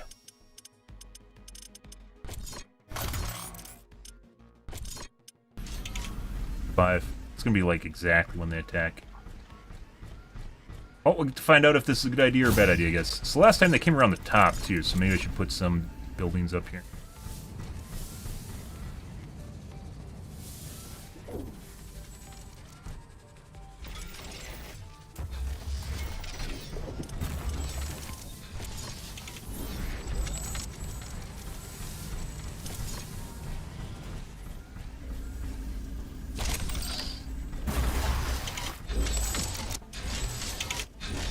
Oh, I need cobalt, don't I?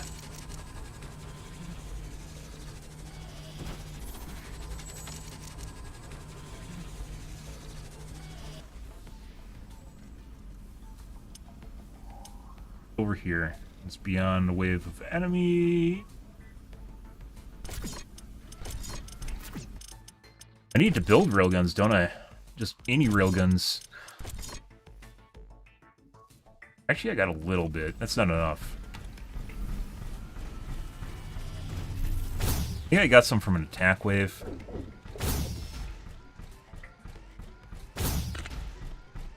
Bear in mind some.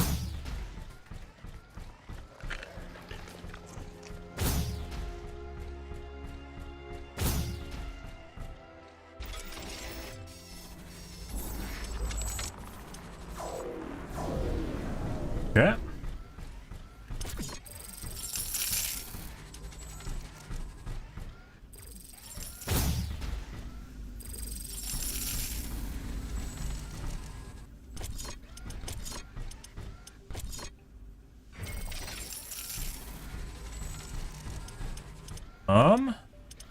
We're gonna put railguns back a line once those finished in 13 seconds.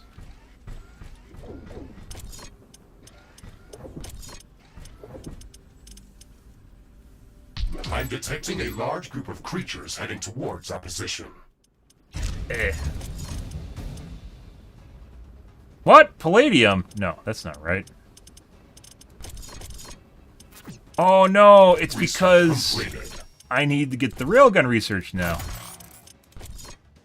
Takes 40 seconds. Well, okay. Well, that's a problem, guys.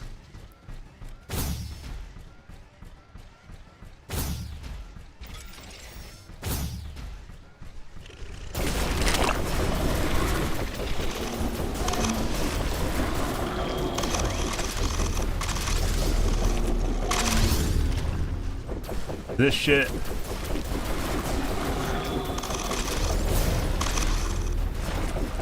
Dead. Dead.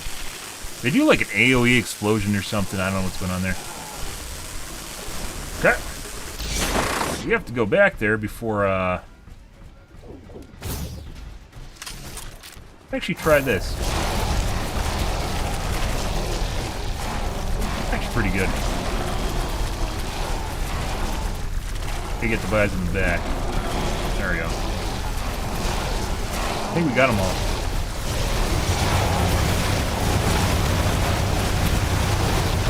Ah, that is beautiful.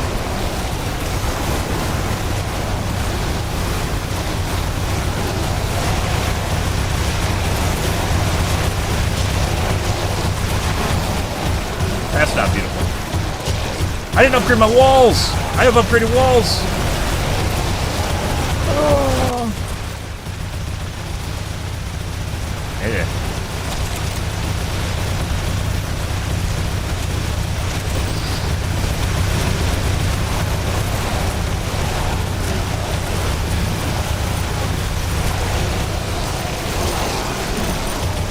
Crowd of fire.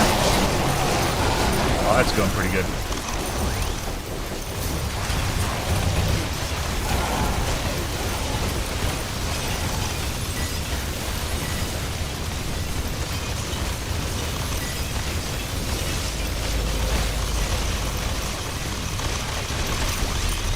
Nice!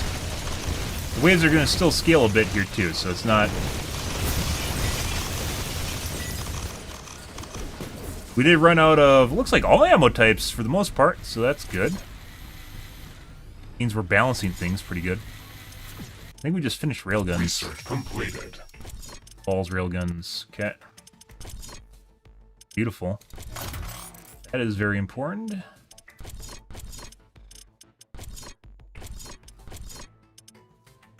Carbonium 2, also very important.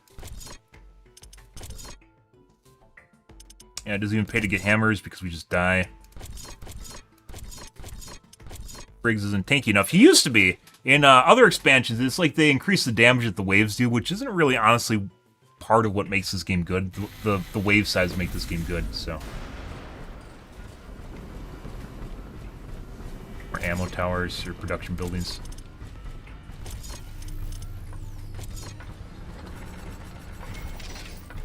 We had 5 last round.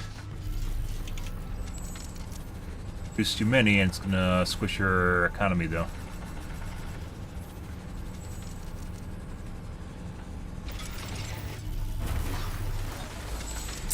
Yeah. Basic level research or basic production we need.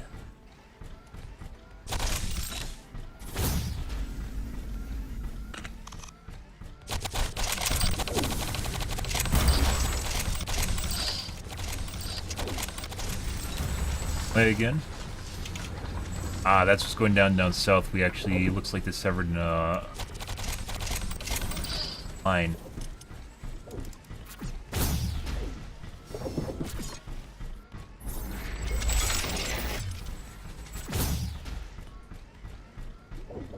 Go. Increases our solid storage. Oh, it's building, isn't it? That does? Alright. Handling, energy storage.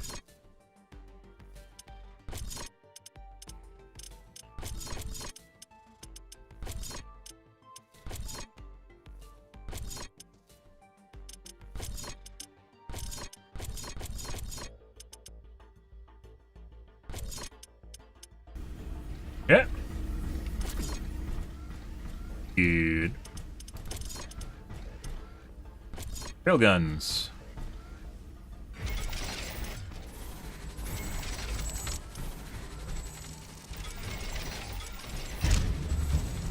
I want to spread them out a bit so they all don't hit the same target.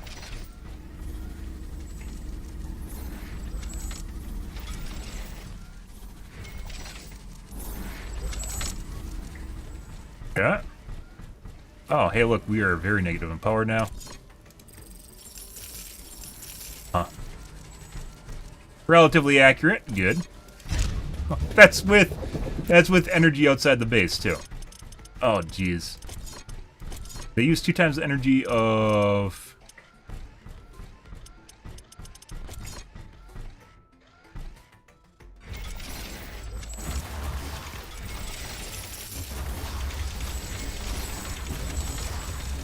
plasma. Definitely not sustainable. Idea is we'll have power banks that'll be full when the enemies attack you. If they blow up the storage or blow them up, that's fine.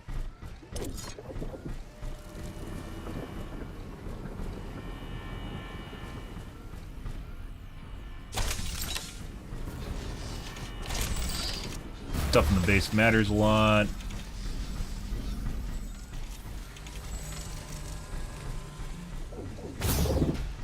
Base does too. We're going to build some energy storage, energy dildos here, guys, to make sure that we have some energy stored ups for when they sever the lines.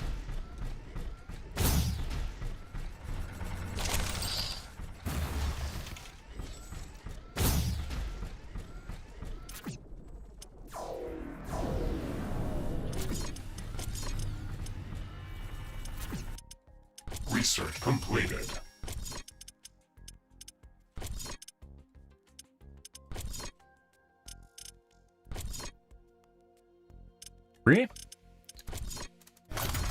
That, so we can get the next level of that. Also next level rocket turrets, like that.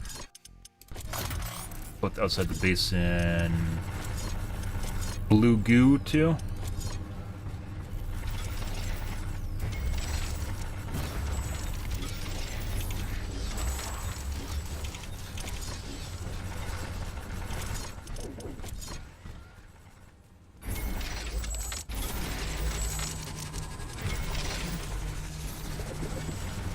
Yeah.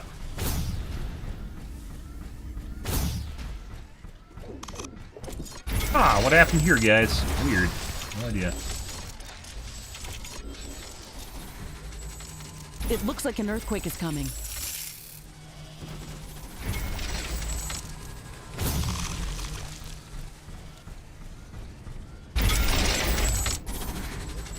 The earthquake's epicenter is near our position. It will deal serious damage to all our buildings in that area.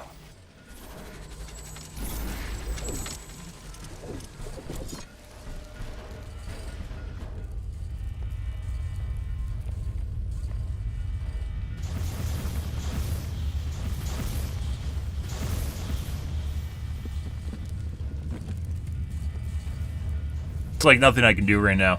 My entire base is covered with an earthquake. It's also 4:30, guys. I think we need to call it here, too.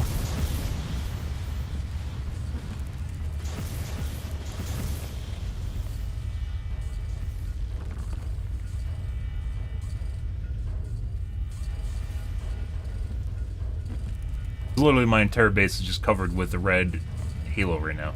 A red circle.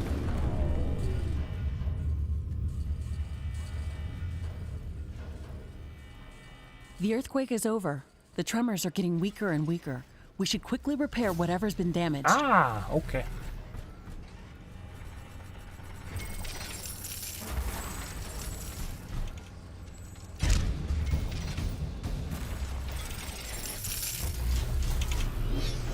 Think I have anything in the...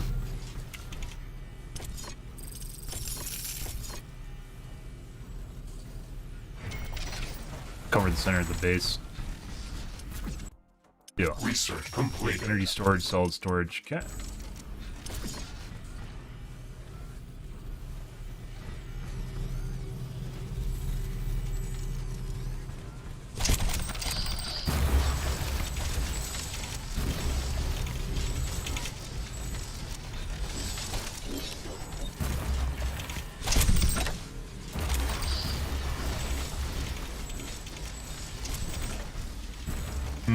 Okay.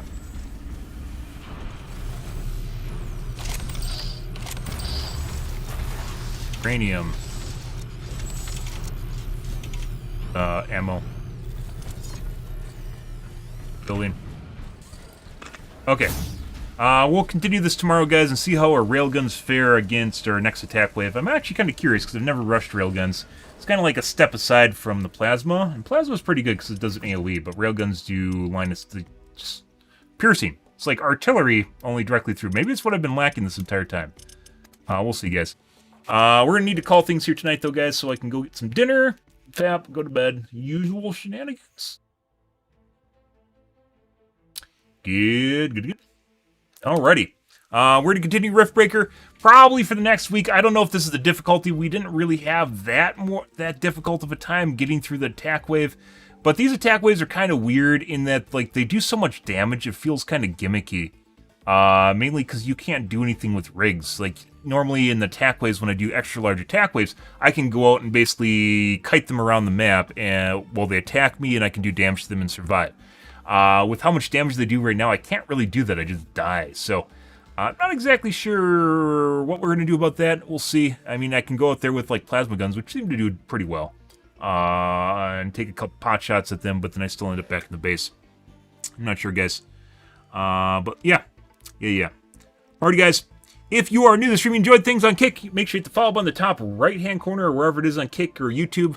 Subscribe. Make sure you guys follow me. You stream every night from 8 to 9 p.m. Central Standard Time to 1 to 2 a.m., give or take. Depends what's going on in my life, what's happening, etc., guys. The usual, but yeah, streaming on Kick, Facebook, not quite yet, and YouTube Gaming I'm currently live on as well. We'll see where things go into the future, though. And obviously, I think I'm going to upload this to Twitch as well. So, yeah. Alrighty, guys. I'm out here for this evening, guys. Thanks for watching my stream as always, and I hope you guys have a wonderfully fantastic Sunday night and Monday morning. Have a good day, guys.